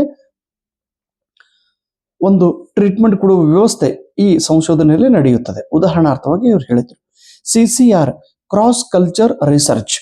ಎರಡು ಭಿನ್ನ ಭಿನ್ನ ಸಂಸ್ಕೃತಿ ಹೊಂದಿರುವ ವ್ಯಕ್ತಿಗಳ ಕುರಿತು ಅವರು ಪಡೆದಿರುವ ಸಮಸ್ಯೆಯ ಬಗ್ಗೆ ಅಭ್ಯಾಸ ಮಾಡಿ ಆ ಸಮಸ್ಯೆಗೆ ಉತ್ತರ ಹುಡುಕುವ ಒಂದು ಪದ್ಧತಿಗೆ ಕ್ರಾಸ್ ಕಲ್ಚರ್ ರಿಸರ್ಚ್ ಎಂದು ಕರೆಯುತ್ತಾರೆ. ಎರಡು ಕಲ್ಚರದ ಪರಿಣಾಮ ಉಂಟಾಗಿ ಒಂದು ಸಮಸ್ಯೆ ನಿರ್ಮಾಣವಾಗಿರುತ್ತದೆ. ಇನ್ನು ರಿಸರ್ಚ್ದಲ್ಲಿ ಮೂರನೇ ಸಬ್ ಪಾಯಿಂಟ್ ಇದೆ, ಸ್ಟೆಪ್ಸ್ ಆಫ್ ರಿಸರ್ಚ್. ಸಂಶೋಧನೆಯ ಒಂದು ಹಂತಗಳು. ಸಂಶೋಧನೆ ಮಾಡುವಾಗ ಸಿಸ್ಟಮೆಟಿಕ್ ಆಗಿ ಹಂತ ಹಂತವಾಗಿ ಕ್ರಮಬದ್ಧವಾಗಿ ಒಂದು ಸಮಸ್ಯೆಯನ್ನು ಅರ್ಥ ಮಾಡಿಕೊಂಡು ಸಮಸ್ಯೆಯನ್ನು ತಿಳಿದುಕೊಂಡು ಆ ಸಮಸ್ಯೆಯನ್ನು ಬಗೆಹರಿಸುವ ಒಂದು ಪದ್ಧತಿಗೆ ನಾವು ಏನು ಕರಿತೀವಿ, ಸ್ಟೆಪ್ಸ್ ಆಫ್ ರಿಸರ್ಚ್ ಎಂದು ಕರೆಯುತ್ತೇವೆ. ಇದರಲ್ಲಿ ಮೊದಲನೆಯದು ಹಂತ ಯಾವುದು? ದಯವಿಟ್ಟು ಈ 7 ಹಂತಗಳನ್ನು ತಾವು ನೆನಪಿನಲ್ಲಿ ಇಟ್ಟುಕೊಳ್ಬೇಕು. ಮೊದಲನೇದು identification of a problem, research problem. ಎರಡನೇದು ರಿವ್ಯೂ ಆಫ್ ಲಿಟ್ರೇಚರ್. ಮೂರನೇದು ಫಾರ್ಮುಲೇಟಿಂಗ್ ಹೈಪೋಥಿಸಿಸ್. ನಾಲ್ಕನೇದು ರಿಸರ್ಚ್ ಡಿಸೈನ್. ಐದನೇದು ಕಲೆಕ್ಷನ್ ಆಫ್ ಡಾಟಾ. ಆರನೇದು ಅನಾಲಿಸಿಸ್ ಆಫ್ ಡಾಟಾ. ಏಳನೇದು ಇಂಟರ್ಪ್ರಿಟೇಟಿವ್ ರಿಪೋರ್ಟ್. ಇನ್ನು ರಿಸರ್ಚ್ ಪ್ರಾಬ್ಲಮ್ ಅಂದ್ರೆ ಏನ್ರಿ? ಸಂಶೋಧಕನು ಯಾವ ಸಮಸ್ಯೆ ಕುರಿತು ಸಂಶೋಧನೆ ಮಾಡಲಿದ್ದಾನೋ ಆ ಸಮಸ್ಯೆನ ಮೊಟ್ಟ ಮೊದಲಿಗೆ ಆತನು ಕಂಡು ಹಿಡಿಯಬೇಕು. ಫೈಂಡ್ ಔಟ್ ಮಾಡಿ ಆ ಪ್ರಾಬ್ಲಮ್ಸ್ ಅನ್ನ ಸೆಲೆಕ್ಟ್ ಮಾಡಿ ಆ ಪ್ರಾಬ್ಲಮ್ಸ್ ಬಗ್ಗೆ ಅಭ್ಯಾಸ ಮಾಡಿ ಆ ಪ್ರಾಬ್ಲಮ್ಗೆ ಒಂದು ಉತ್ತರವನ್ನು ಹುಡುಕಬೇಕು. ಎರಡನೇದು ರಿವ್ಯೂ ಆಫ್ ಲಿಟ್ರೇಚರ್. ಇಲ್ಲಿ ಸಾಹಿತ್ಯದ ಪುನರಾವಲೋಕನೆ. ಸಂಶೋಧಕನು ಸಂಶೋಧನೆ ಮಾಡುವಾಗ ಯಾವ ವಿಷಯ ಕುರಿತು ಸಂಶೋಧನೆ ಮಾಡಲಿದ್ದಾನೋ ಆ ವಿಷಯ ಇದಕ್ಕಿಂತ ಮುಂಚೆ ಯಾರಾದರೂ ಅಭ್ಯಾಸ ಮಾಡಿ ಸಂಶೋಧನೆ ಕುರಿತು ಅಥವಾ ಸಂಶೋಧನೆಗೆ ಸಂಬಂಧಿಸಿದ ಮಾಹಿತಿಯನ್ನ ಬರೆದಿದ್ದರೆ ಅಂತಹ ಗ್ರಂಥಗಳನ್ನ ಅಂತಹ ಸಂಶೋಧನೆ ಲೇಖನಗಳನ್ನು ಓದಿ ಅದರ ಬಗ್ಗೆ ತಿಳಿದುಕೊಂಡು ಆತನ ಹೊಸ ಮಾಹಿತಿಯನ್ನ ಅದರಲ್ಲಿ ಆ್ಯಡ್ ಮಾಡಿ ಸಂಶೋಧನೆ ಮಾಡಬೇಕಾಗುತ್ತದೆ. ಹೀಗಾಗಿ ಆ ಒಂದು ಗ್ಯಾಪ್ ತುಂಬುವ ಕೆಲಸ ರಿವ್ಯೂ ಆಫ್ ಲಿಟ್ರೇಚರ್ ಮಾಡುತ್ತದೆ. Formulating hypothesis. ಹೈಪೋಥಿಸಿಸ್ ಅಂದ್ರೆ ಟೆಂಟೇಟಿವ್ ಸ್ಟೇಟ್ಮೆಂಟ್. ಇದಕ್ಕೆ ನಾವು ತಾತ್ಕಾಲಿಕ ಹೇಳಿಕೆ ಎಂದು ಕರೆಯುತ್ತೇವೆ. ಹೈಪೋ ಎಂದರೆ ತಾತ್ಕಾಲಿಕ, ಥೇಸಿಸ್ ಅಂದ್ರೆ ಸ್ಟೇಟ್ಮೆಂಟ್, ಟೆಂಟೇಟಿವ್ ಸ್ಟೇಟ್ಮೆಂಟ್. ಫಾರ್ಮುಲೇಟಿಂಗ್ ಅಂದ್ರೆ ನಿರ್ಮಾಣ ಮಾಡುವುದು. ಸಂಶೋಧಕನು ಸಂಶೋಧನೆ ಮಾಡುವಾಗ ಮೊದಲಿಗೆ ಹೇಳ್ತಿರ್ತಾನೆ, ನಾನು ಸಂಶೋಧನೆ ಮಾಡಿದ ನಂತರ ಈ ರೀತಿ ಆನ್ಸರ್ ಬರ್ಬೋದು, ಈ ರೀತಿ ನಾನು ಫೈಂಡ್ ಔಟ್ ಮಾಡ್ಬೋದು, ಈ ರೀತಿ ಔಟ್ಪುಟ್ ಬರ್ಬೋದು ಅನ್ನೋದು ಆತನು ಹೇಳುತ್ತಾನೆ. ಅದೇ ಪ್ರಕಾರನೇ ಔಟ್ಪುಟ್ ಬರಬೇಕು. ಅಂದಾಗ ಅದು ರಿಸರ್ಚ್ ಸರಿಯಾಗಿದೆ ಎಂದು ತಿಳಿದುಕೊಳ್ಳುತ್ತೇವೆ. ರಿಸರ್ಚ್ ಡಿಸೈನ್, ಸಂಶೋಧನೆಯ ಒಂದು ರಚನೆ. ಡಿಸೈನ್ಗೆ ನಾವು ಇನ್ನೊಂದು ಏನು ಕರಿತೀವಿ, ಇದಕ್ಕೆ ಸಂಶೋಧನೆಯ ಒಂದು ಔಟ್ಲೈನ್ ಎಂದು ಕರೆಯುತ್ತೇವೆ. ಸಂಶೋಧನೆಯ ಒಂದು ಬ್ಲೂ ಪ್ರಿಂಟ್ ಎಂದು ರಿಸರ್ಚ್ ಡಿಸೈನ್ಗೆ ಕರೆಯುತ್ತೇವೆ. ಇದರಲ್ಲಿ ಟೂಲ್ಸ್ ಆಗಲಿ, ಸ್ಟ್ರಕ್ಚರ್ ಆಗಲಿ, ಸ್ಯಾಂಪಲಿಂಗ್ ಆಗಲಿ, ನಾವು ಹೇಗೆ ಯೂಸ್ ಮಾಡಬೇಕು, ಎಷ್ಟು ಯೂಸ್ ಮಾಡಬೇಕು ಅನ್ನೋದು ಈ ಡಿಸೈನ್ದಲ್ಲಿ ನಿರ್ಧಾರ ಮಾಡುತ್ತೇವೆ. Collection of data. ಸಂಶೋಧಕನು ತನ್ನ ಸಮಸ್ಯೆಗೆ ಸಂಬಂಧಪಟ್ಟಂತ ದತ್ತಾಂಶಗಳನ್ನು ಸಂಗ್ರಹ ಮಾಡಿ ಅಧ್ಯಯನ ಮಾಡಿ ಕೆಲಸ ಮಾಡುತ್ತಾನೆ. ಡಾಟಾ ಕಲೆಕ್ಟ್ ಮಾಡುವಾಗ 2 ಪದ್ಧತಿಯಿಂದ ಡಾಟಾ ಕಲೆಕ್ಟ್ ಮಾಡುತ್ತಾರೆ. ಒಂದು ಪ್ರಾಥಮಿಕ ಹಂತ, ಒಂದು ದ್ವಿತೀಯ ಹಂತ. ಪ್ರೈಮರಿ ಸೋರ್ಸ್ ಅಂದ್ರೆ ಸಪೋಸ್ ಈಗ ನೋಡ್ರಿ, ನಾನು ಸುಧಾಮೂರ್ತಿ ಅವರ ಬಗ್ಗೆ PhD ಮಾಡಿದ್ದೀನಿ ರೀ. ನನಗೆ ಸಾಕಷ್ಟು ಪ್ರಯತ್ನ ಮಾಡಿದೆ. ನಾನು ಸುಧಾಮೂರ್ತಿ ಅವ್ರ ಬಗ್ಗೆ ಪ್ರತ್ಯಕ್ಷವಾಗಿ ಭೇಟಿ ಕೊಟ್ಟು ಅವ್ರ ಇಂಟರ್ವ್ಯೂ ತಗೊಂಡು ಅವ್ರ ಬಗ್ಗೆ ಮಾಹಿತಿ ಕಲೆಕ್ಟ್ ಮಾಡೋ ಸಲುವಾಗಿ. ಆದ್ರೆ ನನ್ನ ವೈಯಕ್ತಿಕ ಅನೇಕ ಅಡಚಣೆಗಳಿಂದ ನನಗೆ ಅವ್ರ ಹತ್ರ ಹೋಗಿ ಭೇಟಿ ಆಗೋದಾಗಲಿಲ್ಲ. ಇಂಟರ್ವ್ಯೂ ಪಡೆದು ಅವ್ರ ಬಗ್ಗೆ ವಿಷಯ ತಿಳಿದುಕೊಳ್ಳೋದು ಪ್ರಾಥಮಿಕ ಹಂತ. ಪ್ರತ್ಯಕ್ಷವಾಗಿ ಆ ವ್ಯಕ್ತಿಗೆ ಅಥವಾ ಆ ಘಟಕಕ್ಕೆ ನಾವು ಭೇಟಿ ಕೊಟ್ಟು ಮಾಹಿತಿ ಪಡೆಯೋದು ಅದು ಪ್ರಾಥಮಿಕ ಹಂತ. ಮೊನ್ನೆ ನಾವು ಸಾಲೂಟಿಗೆ ಹೋಗಿದ್ದೀವಿ, ಆ ವಿದ್ಯಾಪೀಠದ ಬಗ್ಗೆ ನಾವು ಮಾಹಿತಿಯನ್ನ ಪಡೆದಿದ್ದೀವಿ, ಇದು ಪ್ರಾಥಮಿಕ ಹಂತ. ನಾ ಅರ್ಧ ತಾಸು ಐತಿ ಇಲ್ಲಿ ಒದರಿ ಕ್ಲಾಸ್ ಹೇಳಗತ್ತೀನಿ, ನೀವು ಮಾತಾಡ್ತೀರ ಅಂದ್ರೆ ನಿಮ್ಗೆ ಎದ್ರಲ್ಲಿ ಹೊಡಿಬೇಕು ನೋಡಮ್.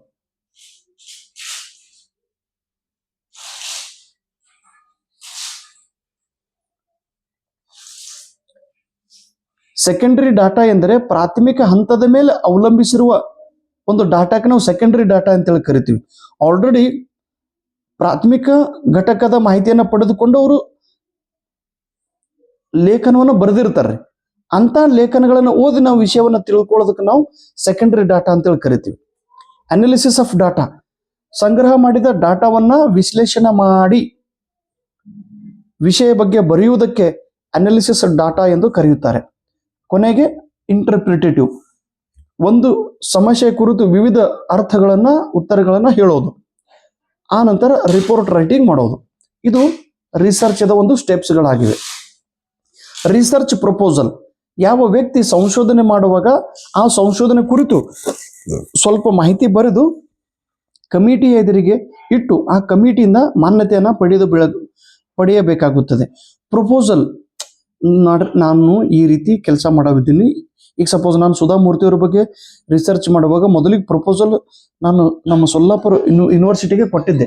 ಅವ್ರು ಅದನ್ನು ಅಕ್ಸೆಪ್ಟ್ ಮಾಡಿ ಅಪ್ರೂವಲ್ ಮಾಡಿದ್ರು. ಆಮೇಲೆ ಅದರ ಬಗ್ಗೆ ನಾನು ಡೀಟೇಲ್ ಆಗಿ ಸ್ಟಡಿ ಮಾಡಿ ಈಗ ಮನೆ ಸಬ್ಮಿಟ್ ಮಾಡಿದ್ದೀನಿ. ಮೊಬೈಲ್ ಬಂದ್ ಮಾಡ್ರಿ. ವೇರಿಯೇಬಲ್ ಅಂದ್ರೆ ಬದಲಾವಣೆಗಳು. ವೇರಿಯೇಬಲ್ಗಳಲ್ಲಿ 5 ಪ್ರಕಾರಗಳು ಇವೆ. ಇಂಡಿಪೆಂಡೆಂಟ್ ಅಂದ್ರೆ ಸ್ವತಂತ್ರ ಪ್ರಕಾರಗಳು. ಯಾರ ಟೆಂಪೋ ಓನರ್ ಮೌಲಲ್ ಪಾರದ ಮಾತಾಡು, ವಿಡಿಯೋ ಮಾಡಿದ್ರೆ ಸರ್ ಹತ್ರ. ವೇರಿಯೇಬಲ್ ಅಂದ್ರೆ ಇಂಡಿಪೆಂಡೆಂಟ್ ಅಂದ್ರೆ ಸ್ವತಂತ್ರ. ಇದು ಸ್ವತಂತ್ರ ಚಲನೆ. ರಿಸರ್ಚ್ ಮಾಡುವಾಗ ಚಲನೆಗಳನ್ನು ಆಯ್ಕೆ ಮಾಡಿ ಅದು ತಂದು ತಾನೇ ಬದಲಾವಣೆ ಆಗ್ತಿರ್ತಾರೆ. ಇಂಡಿಪೆಂಡೆಂಟ್ ವೇರಿಯೇಬಲ್, ಅದಕ್ಕೆ ಬೇರೆಯವರ ಪರಿಣಾಮ ಅದರ ಮೇಲೆ ಆಗುವುದಿಲ್ಲ. ಡಿಪೆಂಡೆಂಟ್, ಅದು ಬದಲಾವಣೆ ಆಗಬೇಕಾದ್ರೆ ಇನ್ನೊಂದು ಘಟಕವು ಅದರ ಮೇಲೆ ಕಾರಣೀಭೂತವಾಗಿರುತ್ತದೆ. ಇದು ಸ್ವತಂತ್ರ, ಇದು ಅವಲಂಬಿತ. ಇದು ಮಧ್ಯದಲ್ಲಿ ಬಂದಾಗ ಅದರ ಮೇಲೆ ಪರಿಣಾಮ ಉಂಟಾಗುತ್ತದೆ. ಇದು ಮಾಡರೇಟ್, ಸ್ವಲ್ಪ ಪ್ರಮಾಣದಲ್ಲಿ ಬದಲಾವಣೆ ಆಗೋದು. ಕಂಟ್ರೋಲ್, ಬದಲಾವಣೆಯ ಮೇಲೆ ನಾವು ನಿಯಂತ್ರಣ ಇಡುವುದು. ಹೀಗೆ ಒಂದು 5 ಘಟಕಗಳು ಇದರಲ್ಲಿ ಬರುತ್ತವೆ. ಇದಕ್ಕೊಂದೊಂದು ಸಿಂಪಲ್ ಎಕ್ಸಾಂಪಲ್ ನೋಡ್ಬೇಕಾದ್ರೆ ಟೀಚರ್, ಇದು ನೋಡ್ರಿ, ಶಿಕ್ಷಕರು ಇವರು ಇಂಡಿಪೆಂಡೆಂಟ್ ವೇರಿಯೇಬಲ್ ಆಗಿರುತ್ತಾರೆ. ಯಾವ ಟಾಪಿಕ್ ಕಲಿಸಬೇಕು, ಯಾವಾಗ ಕಲಿಸಬೇಕು, ಎಷ್ಟು ಕಲಿಸಬೇಕು, ಹೇಗೆ ಕಲಿಸಬೇಕು ಅವ್ರು ನಿರ್ಧಾರ ಮಾಡುತ್ತಾರೆ. ಸ್ಟೂಡೆಂಟ್ ಇವರು ಡಿಪೆಂಡೆಂಟ್, ವಿದ್ಯಾರ್ಥಿ ಜ್ಞಾನ ಹೆಚ್ಚಾಗೋದು ಕಡಿಮೆ ಆಗೋದು, ಅವರಿಗೆ ತಿಳುವಳಿಕೆ ಮಾಡೋದು ಯಾರ ಮೇಲೆ ಡಿಪೆಂಡ್ ಇರ್ತಾರೆ ಇವರು? ಶಿಕ್ಷಕರ ಮೇಲೆ, ಪುಸ್ತಕದ ಮೇಲೆ ಮತ್ತು ತಮ್ಮ ತಂದೆ ತಾಯಿಗಳ ಮೇಲೆ. ಇಂಟರ್ವೆನಿಂಗ್, 2 ಘಟಕಗಳ ನಡುವೆ ಇದು ಮಧ್ಯದಲ್ಲಿ ಬರುತ್ತದೆ. ಇದು ಸಿಲೆಬಸ್ ಒಳಗೆ ಬಂದಾಗ ಸಿಲೆಬಸ್ ಶಿಕ್ಷಕ ಮತ್ತು ವಿದ್ಯಾರ್ಥಿಗಳ ಒಂದು ವೇರಿಯೇಬಲ್ ಮೇಲೆ ಪರಿಣಾಮ ಉಂಟು ಮಾಡುತ್ತದೆ. ಮಾಡರೇಟರ್ ಸ್ವಲ್ಪ ಪ್ರಮಾಣದಲ್ಲಿ ಬದಲಾವಣೆ ಆಗೋದು. ಕಂಟ್ರೋಲ್, ಈಗ ಹೆಡ್ ಮಾಸ್ಟರ್ ಅವರು ಕಂಪ್ಲೀಟ್ ಶಿಕ್ಷಕರ ಮೇಲೆ ಕಂಟ್ರೋಲ್ ಇಟ್ಟಿರ್ತಾರೆ ಮತ್ತು ವಿದ್ಯಾರ್ಥಿಗಳ ಮೇಲೆ ಕಂಟ್ರೋಲ್ ತಂದೆ ತಾಯಿಗಳನ್ನು ಕೂಡ ಇಟ್ಟಿರ್ತಾರೆ. ಒಂದು ಸಣ್ಣ ಎಕ್ಸಾಂಪಲ್ ಇದರ ಬಗ್ಗೆ ನಾವು ನೋಡಿದ್ದೀವಿ. ಓಕೆ, ಇನ್ನು ಎಷ್ಟು ಪೇಜ್ ಅದಾವ್ರಿ? ಆಯ್ತು, ಮುಗಿತಲ್ಲ. ಎಸ್, ಹೈಪೋಥಿಸಿಸ್ ಅಂದ್ರೆ ಟೆಂಟೇಟಿವ್ ಸ್ಟೇಟ್ಮೆಂಟ್. ಓಕೆ, ತಾತ್ಕಾಲಿಕ ಹೇಳಿಕೆ.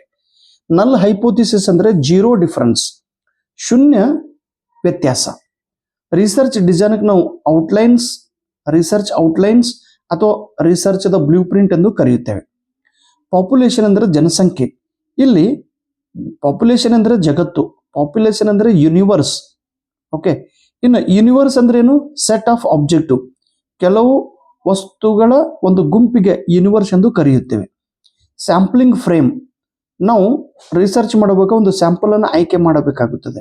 ಆ ಸ್ಯಾಂಪಲ್ ಅದ ಒಂದು ಔಟ್ಲೈನ್ ಫ್ರೇಮ್ಗೆ ಸೋರ್ಸ್ ಲಿಸ್ಟ್ ಎಂದು ಕರೆಯುತ್ತೇವೆ. ಸ್ಯಾಂಪ್ಲಿಂಗ್ ಎರರ್, ದೋಷಗಳು, ನಮೂನೆಯಲ್ಲಿ ಕಂಡುಬರುವ ದೋಷಗಳು. ವೇರಿಯೇಷನ್, ರ್ಯಾಂಡಮ್ ಆಗಿ ವೇರಿಯೇಷನ್ ಕಂಡು ಬರುತ್ತಿದ್ದರೆ ಅದರಲ್ಲಿ ಏನೋ ತಪ್ಪಿದೆ ಎಂದು ನಾವು ತಿಳಿದುಕೊಳ್ಳಬೇಕು. ಸ್ಯಾಂಪ್ಲಿಂಗ್ದಲ್ಲಿ 2 ಪ್ರಕಾರಗಳು, ಒಂದು ಪ್ರೊಬ್ಯಾಬಿಲಿಟಿ ಸ್ಯಾಂಪ್ಲಿಂಗ್, ಇನ್ನೊಂದು ನಾನ್ ಪ್ರೊಬ್ಯಾಬಿಲಿಟಿ ಸ್ಯಾಂಪ್ಲಿಂಗ್. ಪ್ಲೀಸ್ ಈ ಲಿಸ್ಟ್ ಅನ್ನ ಕರೆಕ್ಟ್ ಆಗಿ ನೆನಪಿಡ್ರಿ. ಪ್ರೊಬ್ಯಾಬಿಲಿಟಿ ಅಂದ್ರೆ ನಾವು ಈಗ ಸಂಶೋಧನೆ ಮಾಡುವಾಗ ಒಂದು ಸಣ್ಣ ಸ್ಯಾಂಪಲ್ ಅನ್ನು ಆಯ್ಕೆ ಮಾಡಿ ಆ ಸ್ಯಾಂಪಲ್ ಮೇಲೆ ಆತನು ಪ್ರಯೋಗ ಮಾಡುತ್ತಾನೆ. ಇನ್ನು ಸ್ಯಾಂಪಲ್ ಅನ್ನು ಆಯ್ಕೆ ಮಾಡುವಾಗ ಪ್ರೊಬ್ಯಾಬಿಲಿಟಿ ಆಧಾರ ಇಟ್ಟುಕೊಂಡು ಆತನು ಆಯ್ಕೆ ಮಾಡುತ್ತಾನೆ. ಈ ಪ್ರೊಬ್ಯಾಬಿಲಿಟಿ ಅಂದ್ರೆ ಏನ್ರಿ? ಸಂಭವನೀಯತೆ. ಈಗ ಒಂದು 10 ಸ್ಯಾಂಪಲ್ಗಳು ಇರ್ತಾವೆ. ಆ 10 ಸ್ಯಾಂಪಲ್ ಒಳಗಿಂದ ಯಾವ್ದು ಆಯ್ಕೆ ಮಾಡಿಕೊಳ್ಬೇಕು, ಯಾವುದನ್ನು ಕೂಡ ನಾವು ಆಯ್ಕೆ ಮಾಡಬಹುದು. ಈಕ್ವಲ್ ಚಾನ್ಸ್ ಟು ಆಲ್, ಪ್ರತಿಯೊಂದು ಸ್ಯಾಂಪಲ್ ಮೇಲೆ ಅಷ್ಟೇ ಹಕ್ಕಿದ್ದಂಗೆ ಅದರಲ್ಲಿ ಯಾವುದು ಕೂಡ ಸೆಲೆಕ್ಟ್ ಆಗ್ಬಹುದು. ಇದೇ ಸೆಲೆಕ್ಟ್ ಮಾಡ್ಬೇಕನ್ನ ಫಿಕ್ಸ್ ಮಾಡಂಗಿಲ್ಲ. ರ್ಯಾಂಡಮ್ ಆಗಿ ಅದನ್ನ ಚಾಯ್ಸ್ ಮಾಡುತ್ತಾರೆ, ಸೆಲೆಕ್ಟ್ ಮಾಡುತ್ತಾರೆ. ಪ್ರತಿಯೊಂದು ಘಟಕವು ಈಕ್ವಲ್ ಚಾನ್ಸ್ದಿಂದ ಕೂಡಿರುತ್ತದೆ. Simple random sampling, complex random sampling, cluster sampling, systematic sampling, stratified sampling. Simple ಅಂದ್ರೆ ನಾವು ಸರಳ ಯಾದೃಚ್ಛಿಕ ನಮೂನೆ ಅಂತೇಳಿ ಕರಿತೀವಿ. ಈಗ ಒಂದು 10 ಹುಡುಗರು ನನ್ನ ಕ್ಲಾಸ್ ರೂಮ್ದೊಳಗೆ, ನಾನು 6ನೇ ಕ್ಲಾಸಿಗೆ ಪಾಠ ಮಾಡ್ತೀನಿ. 6ನೇ ಕ್ಲಾಸಿನೊಳಗೆ ಒಂದು 10 ಹುಡುಗರಿಗೆ ನನ್ನ ವರ್ಗದೊಳಗೆ ನೋಡ್ರಿ 36 ವಿದ್ಯಾರ್ಥಿಗಳು ಕನ್ನಡ ಮೀಡಿಯಂ ಓದ್ತಾ ಇದ್ದಾರೆ. ಅವ್ರ ಮೇಲೆ ನನಗೆ ಪ್ರಯೋಗ ಮಾಡೋದೈತಿ. ಪ್ರಯೋಗ ಮಾಡುವಾಗ ಯಾರ ಮೇಲೆ ಪ್ರಯೋಗ ಮಾಡ್ಬೇಕು? ನಾನು 36 ಹುಡುಗರು ನನಗೆ ಪರಿಚಯದವ್ರೆ. ಅದು ರ್ಯಾಂಡಮ್ ಆಗಿ ನಾನು ಸೆಲೆಕ್ಟ್ ಮಾಡುವಾಗ ನಾನು ಯಾರನ್ನು ಕೂಡ ಸೆಲೆಕ್ಟ್ ಮಾಡ್ಬೋದು, ಅವ್ರ ಮೇಲೆ ನಾನು ಪ್ರಯೋಗ ಮಾಡ್ಬೋದು. Simple random. ಕಾಂಪ್ಲೆಕ್ಸ್ ರ್ಯಾಂಡಮ್ ಅಂದ್ರೆ ಒಂದು ಇಬ್ಬಿಬ್ರು ಜನರನ್ನ ನನಗೆ ಆಯ್ಕೆ ಮಾಡೋದು. ಆದ್ರೆ ಯಾರು ಇಬ್ಬಿಬ್ರನ್ನ, ಇದು ಕೂಡ ಸ್ವಲ್ಪ ಸಂಯುಕ್ತ ಯಾದೃಚ್ಛಿಕ ನಮೂನೆ ಅಂತೇಳಿ ಕರಿತೀವಿ. ಕ್ಲಸ್ಟರ್, ಗ್ರೂಪ್, 5 ಹುಡುಗರದು ಒಂದೊಂದು ಗ್ರೂಪ್ ಮಾಡಿ ನನಗೆ ಸೆಲೆಕ್ಟ್ ಮಾಡೋದೈತಿ. 36 ವಿದ್ಯಾರ್ಥಿಗಳಿಗೆ 5 ಅಥವಾ 6 ಗುಂಪು ಮಾಡಿ ನನಗೆ ಸೆಲೆಕ್ಟ್ ಮಾಡೋದೈತಿ. 6 ವಿದ್ಯಾರ್ಥಿ ಸೆಲೆಕ್ಟ್ ಮಾಡುವಾಗ ಗ್ರೂಪ್ ಆಧಾರದ ಮೇಲೆ ಸೆಲೆಕ್ಟ್ ಮಾಡೋದು. ಸಿಸ್ಟಮೆಟಿಕ್ 1 2 3 4 ಎಲ್ಲರನ್ನ ಸೆಲೆಕ್ಟ್ ಮಾಡೋದು, ಕ್ರಮಬದ್ಧವಾಗಿ ಆಯ್ಕೆ ಮಾಡೋದು. ಸ್ಟ್ರಾಟಿಫೈಡ್ ಒಂದು ಡಿವಿಷನ್ ಮಾಡಿ ಫಸ್ಟ್ ಲೈನ್ ಕೂತವ್ರಿಗೆ ಇಷ್ಟೇ ನಾನು ಸೆಲೆಕ್ಟ್ ಮಾಡೋದು, ಹಿಂದಿನ ಬೆಂಚ್ದೊಳಗೆ ಕೂತವ್ರಿಗೆ ಸೆಲೆಕ್ಟ್ ಮಾಡೋದು, ಮಧ್ಯ ಭಾಗದೊಳಗೆ ಕೂತವ್ರು ಸೆಲೆಕ್ಟ್ ಮಾಡೋದು. ಇದಕ್ಕೆ ಡಿವಿಷನ್ ಅಂತ ಹೇಳಿ ಕರೀತಾರೆ. ಇನ್ನು ನಾನ್ ಪ್ರೊಬಬಿಲಿಟಿ ಸ್ಯಾಂಪ್ಲಿಂಗ್ದೊಳಗೆ ಪ್ಲೀಸ್ ನೆನ್ಪಿಡ್ರಿ, purposive sampling, quota sampling, snowball sampling, convenience sampling, judgement sampling. Purposive ಅಂದ್ರೆ ಉದ್ದೇಶಪೂರ್ವಕ. ಸಂಶೋಧಕನು ಸಂಶೋಧನೆ ಮಾಡುವಾಗ ಒಂದು ನಮೂನೆಯನ್ನ ಉದ್ದೇಶಪೂರ್ವಕವಾಗಿ ಆಯ್ಕೆ ಮಾಡಿ ಆ ಸಂಶೋಧನೆ ಮೇಲೆ ಪ್ರಯೋಗ ಮಾಡುತ್ತಾನೆ. ಈಗ ನಾನು 36 ವಿದ್ಯಾರ್ಥಿದೊಳಗ ಎಲ್ಲಕ್ಕಿಂತ ಎತ್ತರ ಯಾರು ಅದರ ಅಂತ ವಿದ್ಯಾರ್ಥಿ ನಾನು ಸೆಲೆಕ್ಟ್ ಮಾಡಿ ಎತ್ತರ ಇರೋ ವಿದ್ಯಾರ್ಥಿ ಮೇಲೆ ನಾನು ಪ್ರಯೋಗ ಮಾಡೋದು. ಎಲ್ಲಕ್ಕಿಂತ ಗಿಡ್ಡ ಯಾರದಾರ ಆ ಹುಡುಗನ್ನ ಆಯ್ಕೆ ಮಾಡಿ ಅವ್ರ ಮೇಲೆ ಪ್ರಯೋಗ ಮಾಡೋದು. ಎಲ್ಲಕ್ಕಿಂತ ಬೆಳ್ಳಗೆ ಯಾರದಾರ ಅವರನ್ನ ಕರೆದು ಅವ್ರ ಮೇಲೆ ಪ್ರಯೋಗ ಮಾಡೋದು. ಎಲ್ಲಕ್ಕಿಂತ ಶ್ರೀಮಂತ ಯಾರದಾರ ಅಂತ ವಿದ್ಯಾರ್ಥಿನ ಕರೆದು ಅವ್ರಿಗೆ ನಾನು ಪ್ರಯೋಗ ಮಾಡೋದು. ಅಥವಾ ಯಾರು ಟೀಚರ್ಸ್ ಮಕ್ಕಳದಾರ ಅವರನ್ನ ಆಯ್ಕೆ ಮಾಡಿ ಅವ್ರ ಮೇಲೆ ಪ್ರಯೋಗ ಮಾಡೋದು. ಯಾರು ರೈತರ ಮಕ್ಕಳದಾರ ಅವರನ್ನ ಕರೆದು ಅವ್ರ ಮೇಲೆ ಪ್ರಯೋಗ ಮಾಡೋದು. ಪರ್ಪೋಸಿವ್ ಪ್ರಯೋಗ ಮಾಡುವಂತ ವ್ಯಕ್ತಿಯು ಉದ್ದೇಶಪೂರ್ವಕವಾಗಿ ಒಂದು ಆಯ್ಕೆಯನ್ನು ಮಾಡುತ್ತಾನೆ. ಕೋಟಾ ಅಂದ್ರೆ ಒಂದು ನಮೂನೆ. ನಾವೇನು ಕರಿತೀವಿ ಕೋಟಾ ಅಂದ್ರೆ ಒಂದು ಫಿಕ್ಸ್ಡ್, ಯಾರ್ಯಾರು ಶ್ರೀಮಂತರದಾರ ಅವರನ್ನೆಲ್ಲ ಆಯ್ಕೆ ಮಾಡೋದು. ಕ್ಲಾಸ್ ರೂಮ್ದೊಳಗೆ ಒಂದು 10 ಜನ ಶ್ರೀಮಂತಿದ್ದರು, ಯಾರ್ಯಾರು ತುಂಬಾ ಬಡವರದಾರ ಅಂತ ವಿದ್ಯಾರ್ಥಿ ಮೇಲೆ ಪ್ರಯೋಗ ಮಾಡೋದು. ಯಾರ್ಯಾರು ಒಂದೇ ಅಂದ್ರೆ ಫುಲ್ ಬೆಳ್ಳಗಿದ್ದು ವಿದ್ಯಾರ್ಥಿಗಳ ಮೇಲೆ ಪ್ರಯೋಗ ಮಾಡೋದು. ಕ್ಲಾಸ್ ರೂಮ್ದೊಳಗೆ ಎಲ್ಲರೂ ಬೆಳ್ಳಗಿರಲ್ರಿ, ಎಲ್ಲರೂ ಕಪ್ಪಿರಲ್ಲ, ಎಲ್ಲರೂ ಹಿಂದುಳಿದ ವಿದ್ಯಾರ್ಥಿಗಳು, ಎಲ್ಲರದು ಹಿಂಗೆ ಏನ್ ಮಾಡೋದ್ರಿ, ಗ್ರೂಪ್ ಮಾಡಿ ಕೋಟಾ ಆಧಾರದ ಎಲ್ಲರೂ ಕನ್ನಡ ಮಾತನಾಡೋ ವಿದ್ಯಾರ್ಥಿಗಳನ್ನ ಆಯ್ಕೆ ಮಾಡೋದು, ಮರಾಠಿ ಮಾತಾಡೋ ವಿದ್ಯಾರ್ಥಿಗಳನ್ನ ಆಯ್ಕೆ ಮಾಡೋದು. ಹೀಗೆ ಕೋಟಾದ ಆಧಾರದ ಮೇಲೆ ವಿದ್ಯಾರ್ಥಿಗಳನ್ನ ಆಯ್ಕೆ ಮಾಡಿ ಅವ್ರ ಮೇಲೆ ಸಂಶೋಧನೆ ಮಾಡೋದು. Snowball sampling. ಸ್ನೋಬಾಲ್ ಅಂದ್ರೆ ಯಾವ ವ್ಯಕ್ತಿಯು ಸಂಶೋಧನೆ ಮಾಡುತ್ತಿರುತ್ತಾನೆಯೋ ಅವನಿಗೊಂದು ಸ್ಯಾಂಪಲ್ ಬೇಕಾಗಿರುತ್ತದೆ. ಸ್ಯಾಂಪಲ್ ಬೇಕಾದಕರ ಆ ಸ್ಯಾಂಪಲ್ ಅವನಿಗೆ ಗೊತ್ತಾಗುವುದಿಲ್ಲ, ಯಾರಿಗೆ, ಸಂಶೋಧಕನಿಗೆ. ಹಾಗೆ ಪ್ರಯತ್ನ ಮಾಡಿ ಅವನು ಒಂದು ಸ್ಯಾಂಪಲ್ ಅನ್ನ ಆಯ್ಕೆ ಮಾಡುತ್ತಾನೆ. ಒಂದು ಸ್ಯಾಂಪಲ್ ಆಯ್ಕೆ ಮಾಡಿ ಆ ಸ್ಯಾಂಪಲ್ದ ಮೇಲೆ ಪ್ರಯೋಗ ಮಾಡುತ್ತಾನೆ. ನಂತರ ಆ ಸ್ಯಾಂಪಲ್ಗೆ ಹೇಳುತ್ತಾನೆ, ಅಣ್ಣ ಇನ್ನೊಂದು 2 ಸ್ಯಾಂಪಲ್ ನೀನು ಸ್ವತಃ ಹೋಗಿ ತಗೊಂಡ್ ಬಾ. ಈಗ ಫಾರ್ ಎಕ್ಸಾಂಪಲ್ ನನಗೇನು ಮಾಡೋದು, ಸ್ವಲ್ಪ ಕ್ರಿಟಿಕಲ್ ಉದಾಹರಣೆ, ಈ ಉದಾಹರಣೆನ ಕರೆಕ್ಟಾಗಿ ಅರ್ಥ ಮಾಡ್ಕೊಡ್ರಿ. ನನಗೆ ಕುಡುಕರ ಮೇಲೆ ಒಂದು ಸಂಶೋಧನೆ ಮಾಡೋದೈತಿ. ಯಾರ್ಯಾರು ಕುಡಿತಾರ್ರಿ, ಈಗ ನೀ ಕುಡಿತೇನಪ್ಪ, ನೀ ಡ್ರಿಂಕ್ಸ್ ಮಾಡ್ತೇನೆ, ಡ್ರಿಂಕ್ಸ್ ಹಂಗೆ ಕೇಳಕ್ ಬರಂಗಿಲ್ಲ ಅಲ್ರಿ. ಅದು ಫುಲ್ ಕುಡ್ದವ್ರು ಯಾರು ನಿಮ್ಗೆ ಒಬ್ರು ಪರಿಚಯ ಇರ್ತಾರೆ, ಅವನಿಗೆ ಕರೆದ, ಮಾಮ ಇಲ್ ಬಾ, ನೀ ದಿನ ಯಾಕೆ ಕುಡಿತಿ, ಎಷ್ಟು ಕುಡಿತಿ, ರೊಕ್ಕ ಎಲ್ಲಿಂದ ತೊಗೊಂಬರ್ತಿ, ಏನು ಕಾರಣ ಐತಿ, ಕುಡಿಯೋ ಸಮಸ್ಯೆ ಏನೈತಿ, ಕುಡಿದ ನಂತರ ಏನು ಪರಿಣಾಮ ಆಗ್ತದ, ಅವನ ಮೇಲೆ ಸಂಶೋಧನೆ ಮಾಡೋದು. ಆಮೇಲೆ ಆ ಕುಡುಕು ಮಾಮಗೆ ಏನು ಹೇಳೋದು, ಮಾಮ ನಿನಗೆ ಪರಿಚಯ ಇದ್ದವರು ಇನ್ನೊಂದು 2 ಮಂದಿ ಕುಡುಕರಿದ್ದ ಅವ್ರಿಗೆ ಕರೆಸಂತ, ಅವ್ರಿಗೆ ಕರೆಸಿ ಅವ್ರ ಮೇಲೆ ಪ್ರಯೋಗ ಮಾಡೋದು. ಮತ್ತು ಆ 2 ಮಂದಿ ಏನು ಕುಡುಕರು ಬೇಡ ಅವ್ರಿಗೆ ಹೇಳೋದು, ನಿನಗೆ ಯಾರು ಪರಿಚಯ ಆದವ್ರು ಕುಡುಕರಿದ್ದಾರೆ ಅವ್ರಿಗೆ ಕರ್ಕೊಂಡ. ಹೀಗ ಸ್ಯಾಂಪಲ್ಗಳನ್ನು ಹೆಚ್ಚಿಗೆ ಹಾಕೊಂತ ಹೋಗ್ತದ್ರಿ. ಸ್ನೋಬಾಲ್ ಮೊದಲಿಗೆ ಒಬ್ಬ ಕುಡುಕನಿಂದ 2 ಕುಡುಕರು, 2ರಿಂದ 4 ಕುಡುಕರು, 4ರಿಂದ ಮತ್ತೆ 16 ಕುಡುಕರು. ಹೀಗೆ ಸಪೋಸ್ ಒಂದು ಕ್ಲಾಸ್ ರೂಮ್ ಒಬ್ಬ ಹುಡುಗ ಕಾಪಿ ಮಾಡ್ತಿದ್ದ, ಚೀಟಿ ಮಾಡ್ತಿದ್ದ ಅಂತ ತಿಳ್ಕೊರು. ಒಬ್ಬ ಹುಡುಗ ಯಾವದನ್ನ ಅವನಿಗೆ ಕಂಡು ಹಿಡಿಯೋದು, ಆಮೇಲೆ ಅವನಿಗೆ ಅನ್ನೋದು ಮತ್ತೆ ಈ ಕ್ಲಾಸ್ ರೂಮ್ದೊಳಗೆ ಚೀಟಿ ಯಾರ್ಯಾರು ಮಾಡ್ತಾರೆ ಹೇಳೋದು. ನಾವು ಅವ್ನು ಬರೋಬ್ಬರು ಹೇಳ್ತಾನ್ರಿ, ಇವ ಮಾಡ್ತಾನ ನೋಡ್ರಿ, ಇವ ಡುಮ್ಯ ಕಾಪಿ ಮಾಡ್ತಾನ ನೋಡ್ರಿ, ಈಕಿ ಡುಮ್ಮಿ ಕಾಪಿ ಮಾಡ್ತಾನ ನೋಡ್ರಿ, ಈಕಿ ನೋಡ್ರಿ, ಈಕಿ ಕರಿಬಸವ್ವ ಈಕಿ ಮಾಡ್ತಾನ ನೋಡ್ರಿ, ಇವ ನೋಡ್ರಿ, ಒಬ್ರಿಗೊಬ್ರು ಎಲ್ಲ ತೊಗೊಂಬರ್ತಾರ, ಅವ್ರ ಮೇಲೆ ಪ್ರಯೋಗ ಮಾಡ್ಕೊಂತ ಹೋಗೋ. ಸ್ನೋಬಾಲ್ ಸ್ಯಾಂಪ್ಲಿಂಗ್ ಅಂತೇಳಿ ಕರಿತೀವಿ. ಇನ್ನು ಕನ್ವಿನಿಯನ್ಸ್, ನಮಗೆ ಅನುಕೂಲ ಆಗುವ ರೀತಿಯೊಳಗೆ ಸಂಶೋಧಕನು ಒಂದು ಸ್ಯಾಂಪಲ್ ಅನ್ನು ಆಯ್ಕೆ ಮಾಡುತ್ತಾನೆ. ನಿರ್ಧಾರ ತೆಗೆದುಕೊಳ್ಳುವ ಕೆಲಸ ಆ ಸಂಶೋಧಕನು ಮಾಡುತ್ತಾನೆ. Judgemental research sampling. ಇನ್ನು ಥೇಸಿಸ್ ಮತ್ತು ಆರ್ಟಿಕಲ್ ರೈಟಿಂಗ್ ಫಾರ್ಮ್ಯಾಟ್ ಮತ್ತು ಸ್ಟೈಲ್ ಆಫ್ ರೆಫರೆನ್ಸಿಂಗ್. ಈ ಒಂದು ಸಬ್ ಟಾಪಿಕ್ದೊಳಗೆ ಏನು ನೋಡೋದೈತ್ರಿ, ಥೇಸಿಸ್ ಅಂದ್ರೆ ನಾವು PhD ಥೇಸಿಸ್ ಅಂತ ಕರಿತೀವಿ. ಇನ್ನು PhD ಥೇಸಿಸ್ದೊಳಗೆ 3 ಭಾಗ ಇರ್ತಾವ. ಒಂದು ಪ್ರೈಮರಿ ಸೆಕ್ಷನ್, ಒಂದು ಮೇನ್ ಸೆಕ್ಷನ್, ಒಂದು ರೆಫರೆನ್ಸ್ ಸೆಕ್ಷನ್. ಈ ಪ್ರೈಮರಿ ಸೆಕ್ಷನ್ ಪ್ರಶ್ನೆ ಹಿಂಗೆ ಕೇಳ್ತಾರೆ, ಥೇಸಿಸ್ದೊಳಗೆ ಎಷ್ಟು ಪಾರ್ಟ್ಗಳು ಇರುತ್ತವೆ? 3. ಮೊದಲನೇ ಪಾರ್ಟ್ ಯಾವುದು? ಪ್ರೈಮರಿ, ಪ್ರಾಥಮಿಕ ಒಂದು ವಿಭಾಗ. ಇದರಲ್ಲಿ ಆ ಸಂಶೋಧನೆಯ ಟೈಟಲ್ ಇರುತ್ತದೆ, ಅಬ್ಸ್ಟ್ರಾಕ್ಟ್ ಇರುತ್ತದೆ, ಅಕ್ನಾಲೆಜ್ಮೆಂಟ್ ಅಂದ್ರೆ ಕೃತಜ್ಞತೆ ಪತ್ರ ಇರುತ್ತದೆ, ಮತ್ತು ಒಂದು ಫಾರ್ವರ್ಡ್ ಕೂಡ ಇರುತ್ತದೆ. ಇಲ್ಲಿದೆಲ್ಲರೂ ಎದ್ದವರು. ಎರಡನೇದು ಮೇನ್ ಬಾಡಿ. ಥೇಸಿಸ್ಗೆ ಸಂಬಂಧಪಟ್ಟಂತ ಡಿಟೇಲ್ ಆದ ಮಾಹಿತಿ ಈ ಮೇನ್ ಬಾಡಿಯಲ್ಲಿ ಇರುತ್ತದೆ. ಪ್ರಾಬ್ಲಮ್ ಸೆಲೆಕ್ಟ್ ಮಾಡೋದು, ಇಂಟ್ರೊಡಕ್ಷನ್ ಮಾಡೋದು, ಎನಾಲಿಸಿಸ್ ಮಾಡೋದು, ಡಾಟಾ ಕಲೆಕ್ಟ್ ಮಾಡೋದು, ಆನ್ಸರ್ ಹೇಳೋದು, ರಿಪೋರ್ಟ್ ರೈಟಿಂಗ್ ಎಲ್ಲ ಮೇನ್ ಬಾಡಿಗಳು. 3ನೇ ಹಂತ ರೆಫರೆನ್ಸ್ ಸೆಕ್ಷನ್ ಅಂತ ಕರಿತೀವಿ. ರೆಫರೆನ್ಸ್ ಸೆಕ್ಷನ್ ಒಳಗೆ ಬಿಬ್ಲಿಯೋಗ್ರಫಿ ಇರುತ್ತದೆ. ಬಿಬ್ಲಿಯೋಗ್ರಫಿ ಅಂದರೆ ಸಂಶೋಧನೆಗೆ ಸಂಬಂಧಪಟ್ಟಂತ ಅನೇಕ ಗ್ರಂಥಗಳ ಹೆಸರು ಇದರಲ್ಲಿ ಬರೆಯಬೇಕಾಗುತ್ತದೆ. ಯಾವ್ಯಾವ ಬುಕ್ಗಳನ್ನು ನಾವು ರೆಫರೆನ್ಸ್ ಮಾಡಿ ಓದಿ ಸಂಶೋಧನೆ ಮಾಡಿದ್ದೀವಿ ಅನ್ನೋದನ್ನ ಈ ಬಿಬ್ಲಿಯೋಗ್ರಫಿದಲ್ಲಿ ಬರೆಯಬೇಕಾಗುತ್ತದೆ. ಇದು ರೆಫರೆನ್ಸ್ ಸೆಕ್ಷನ್ದಲ್ಲಿ ಇರುತ್ತದೆ. ಇನ್ನು ಥೇಸಿಸ್ ಬರೆಯುವಾಗ 2 ಸ್ಟೈಲ್ಗಳ ಮೂಲಕ ನಾವು ಬರೆಯುತ್ತೇವೆ. ಒಂದು MLA, ಮಾಡರ್ನ್ ಲ್ಯಾಂಗ್ವೇಜ್ ಅಸೋಸಿಯೇಷನ್. ಇದು ಭಾಷೆಗೆ ಸಂಬಂಧಪಟ್ಟಂತ ಸಂಶೋಧನೆ ಮಾಡುವಾಗ MLA ಈ ರೆಫರೆನ್ಸ್ ಸ್ಟೈಲ್ ಅನ್ನು ಉಪಯೋಗ ಮಾಡುತ್ತೇವೆ. APL, American psychological association. ಇದು ಸೋಷಿಯಲ್ ಸೈನ್ಸ್ ಸಬ್ಜೆಕ್ಟ್ಗೆ ರಿಲೇಟೆಡ್ ಇರುವಂತ ಥೀಸಿಸ್ಗಳನ್ನು ಬರೆಯುವಾಗ APL ಮೆಥಡ್ ಅನ್ನು ಉಪಯೋಗ ಮಾಡುತ್ತೇವೆ. Application of ICT in research. ಸಂಶೋಧನೆ ಮಾಡುವಾಗ ICTಯ ಉಪಯೋಗ ಮಾಡಿ ನಾವು ಸಂಶೋಧನೆ ಮಾಡಬೇಕು. ಹೀಗಾಗಿ ಸಂಶೋಧನೆಗೆ ತುಂಬಾ ಹೆಲ್ಪ್ ಆಗುತ್ತದೆ. ಇದರಿಂದ ಹಣದ ಖರ್ಚು ಕಡಿಮೆ ಆಗುತ್ತದೆ, ಸಮಯದ ಖರ್ಚು ಕಡಿಮೆ ಆಗುತ್ತದೆ, ಹೆಚ್ಚು ಕಷ್ಟ ಮಾಡುವ ಕೆಲಸ ಕೂಡ ಕಡಿಮೆ ಆಗುತ್ತದೆ. ಈಗ ಸಪೋಸ್ ಈ ಗೂಗಲ್ದಿಂದ ನಾವು ಏನ್ ಮಾಡ್ತೀವಿ, ಎಷ್ಟೋ ಮಾಹಿತಿಯನ್ನ ಪಡಿತೀವಿ. ಅಥವಾ ಯೂಟ್ಯೂಬ್ ಮೂಲಕ ಆ ಪ್ರತ್ಯಕ್ಷ ಸ್ಥಳಕ್ಕೆ ಹೋಗದೆ ಆ ಸ್ಥಳದ ಒಂದು ವಿಡಿಯೋನ ನಾವು ಯೂಟ್ಯೂಬ್ ಮೂಲಕ ನೋಡಿ ಕಲಿಯುತ್ತೇವೆ. ಗೂಗಲ್ ಲೆನ್ಸ್ ಆಪ್ ಮೂಲಕ ಇಂಗ್ಲಿಷ್ದಲ್ಲಿರುವ ಮಾಹಿತಿಯನ್ನ ಕನ್ನಡದೊಳಗೆ ಟ್ರಾನ್ಸ್ಲೇಷನ್ ಮಾಡ್ಲಿಕ್ಕೆ ಅನುಕೂಲ ಆಗ್ತೈತಿ. ಅಥವಾ ನಾನು ನೋಡ್ರಿ ಬೇರೆ ಬೇರೆ ರಾಜ್ಯಕ್ಕೆ ಹೋಗುವಾಗ ನನಗೆ ಭಾಷೆ ಪ್ರಾಬ್ಲಮ್ ಬಂದಾಗ ನಾನು ಗೂಗಲ್ ಲೆನ್ಸ್ ಯೂಸ್ ಮಾಡ್ತಿದ್ದೆ. ಅದು ಈಗ ಫಸ್ಟ್ ವೆಸ್ಟ್ ಬೆಂಗಾಲ್ಗೆ ಹೋದಾಕರ್ರಿ ಬಂಗಾಲಿ ಭಾಷೆ ಅರ್ಥ ಆಗ್ತಿದ್ದಿಲ್ಲ. ಬಂಗಾಲಿ ಭಾಷೆಯ ಮೇಲೆ ನಾನು ಫೋಟೋ ತೆಗೆದ್ರೆ ಅದು ಕನ್ನಡದೊಳಗೆ ಟ್ರಾನ್ಸ್ಲೇಷನ್ ಆಗ್ತಿತ್ತು.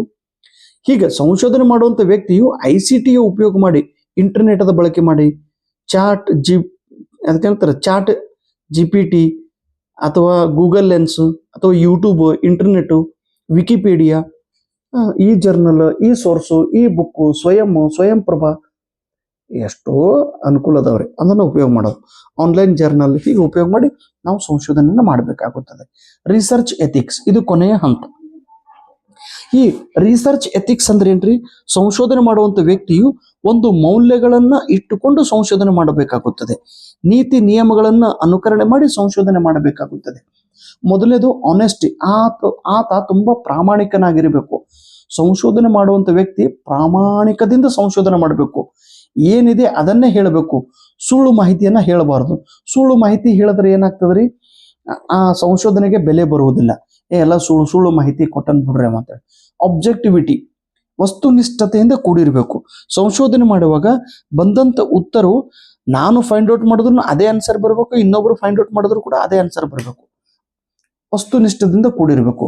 ಲೀಗ್ಯಾಲಿಟಿ, ಕಾನೂನುಬದ್ಧವಾಗಿ ಆತನು ಮಾಡಿದ ಸಂಶೋಧನೆಗೆ ಒಂದು ರಕ್ಷಣೆ ಸಿಗಬೇಕು.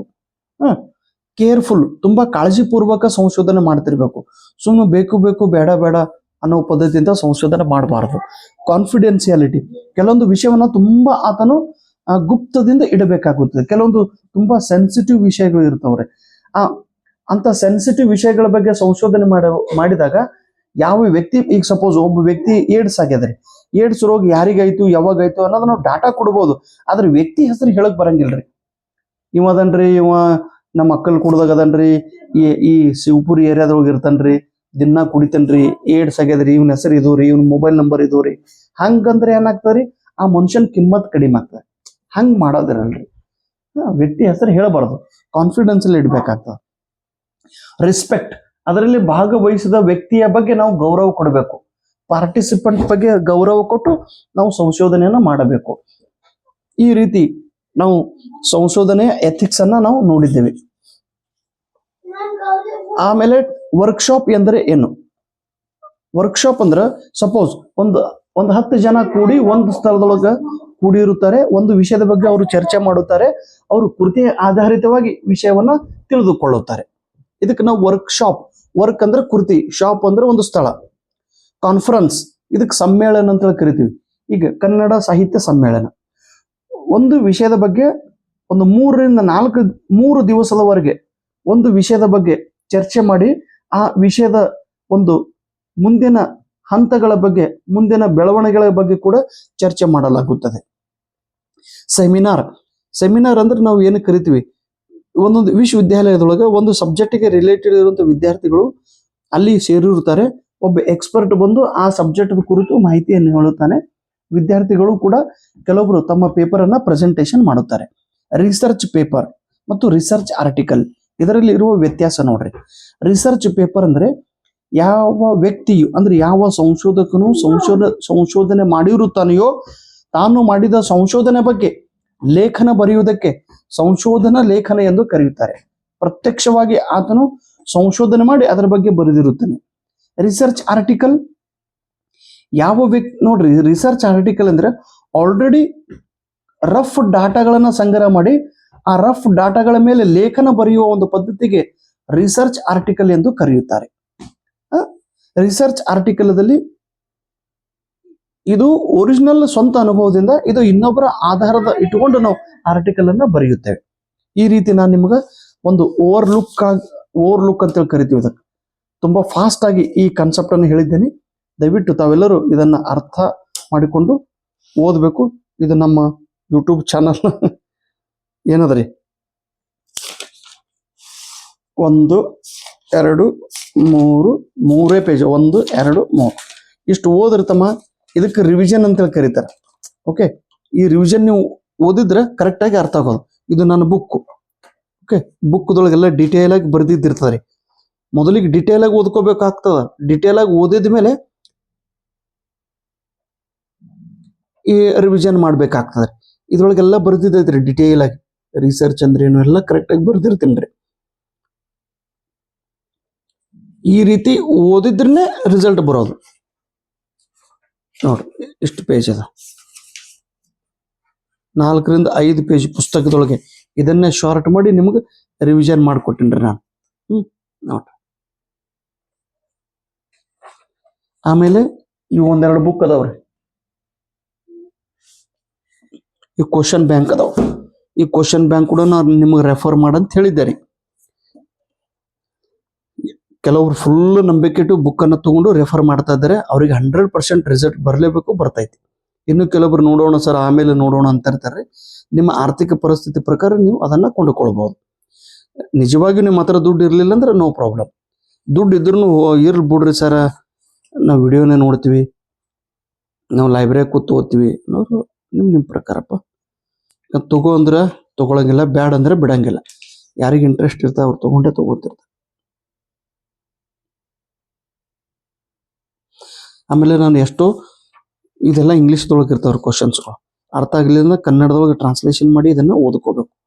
ಇಲ್ಲಿ ಒಂದಿದೆ ನೋಡಿ, the ethics in research is not related human beer self interest scientific method none of. ಹಿಂಗೆ ನೀವು ಏನು ಥಿಯರಿ ಓದಿದ ಮೇಲೆ ಹಿಂಗೆಲ್ಲ ಕ್ವಶನ್ಸ್ಗಳನ್ನ ಬಿಡಿಸ್ಬೇಕ್ರಿ. ಅಂದ್ರೆ ನಿಮ್ಗೆ ಕರೆಕ್ಟ್ ಆಗಿ ಅರ್ಥ ಆಗೋದು. ನೀವು ಥಿಯರಿ ಓದಿ ಇಲ್ಲ ನೋಡಿ, ಹೈಪೋ ಅಂದ್ರೆ under, the prefix hypo in hypothesis. Hypo ಎಂದರೆ ಏನು, ಹಿಂಗೆ ನಿಮ್ಗೆ ಇದೆಲ್ಲ ಗೊತ್ತಿರ್ಬೇಕಪ್ಪ. ಮೊದಲು ಕನ್ನಡದೊಳಗೆ ಓದೋದ್ರಿ ಈ ಬುಕ್ದೊಳಗೆ.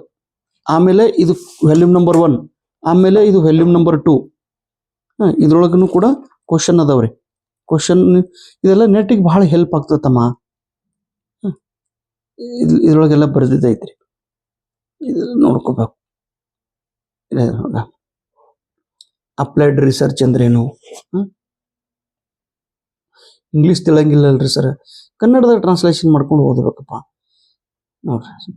ಕ್ಲಸ್ಟರ್ ಸ್ಯಾಂಪ್ಲಿಂಗ್, ಸ್ನೋಬಾಲ್ ಸ್ಯಾಂಪ್ಲಿಂಗ್ ಈಗ ಹೇಳಿನಲ್ರಿ ನಾನು. ಇಲ್ಲ ನೋಡ್ರಿ, ಸ್ನೋಬಾಲ್ ಸ್ಯಾಂಪ್ಲಿಂಗ್ ಅಂದರೆ ಏನು? Snowball, the first member is used as an informant to identify others. The process goes on like this. ಮೊದಲಿಗೆ ಒಬ್ಬವನ್ನ ಈಗ ಒಬ್ಬ ಕಾಪಿ ಮಾಡೋ ಹುಡುಗರು ನಾವು ಸೆಲೆಕ್ಟ್ ಮಾಡ್ತೀವಿ, ಆ ನಂತರ ಅವನಿಂದ ಇನ್ನೊಬ್ರು ವಿದ್ಯಾರ್ಥಿಯನ್ನ ಸೆಲೆಕ್ಟ್ ಮಾಡ್ಕೊಂತ ಹೋಗ್ತೀವಿ. ಇದು ಇದ್ರ ಆನ್ಸರ್ ಅದ ನೋಡ್ರಿ. ಥಿಯರಿ ಓದಿ ಈ ಕ್ವಶನ್ ಬ್ಯಾಂಕನ್ನು ರೆಫರ್ ಮಾಡ್ರಿ, ನಿಮ್ಗೆ ರಿಸಲ್ಟ್ ಬರ್ತೈತಿ. ಮತ್ತು ಇದು ಅಂತೂ ಹಿಂಗೆ ಡಿಟೇಲ್ ಆಗಿ ಫುಲ್ ಬುಕ್ದೊಳಗೆ ಬರ್ದಿದ್ದದ್ರಿ. ಯಾವುದು ಬುಕ್ದೊಳಗೂ ಬರ್ದೇನ್ರಿ ನಾನು, ನೋಟ್ ಬುಕ್ದೊಳಗೆ.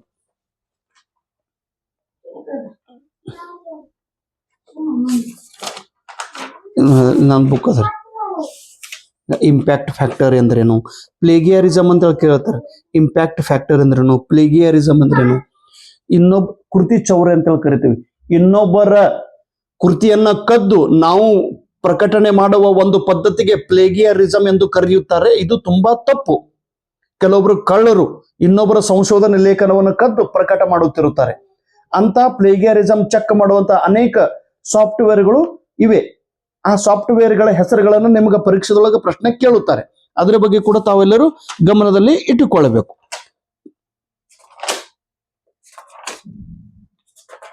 ಹಿಂಗೆಲ್ಲ ಬರ್ದಿದ್ದದ್ರಿ. ಈ ರೀತಿ ತಾವೆಲ್ಲರೂ ಅದನ್ನ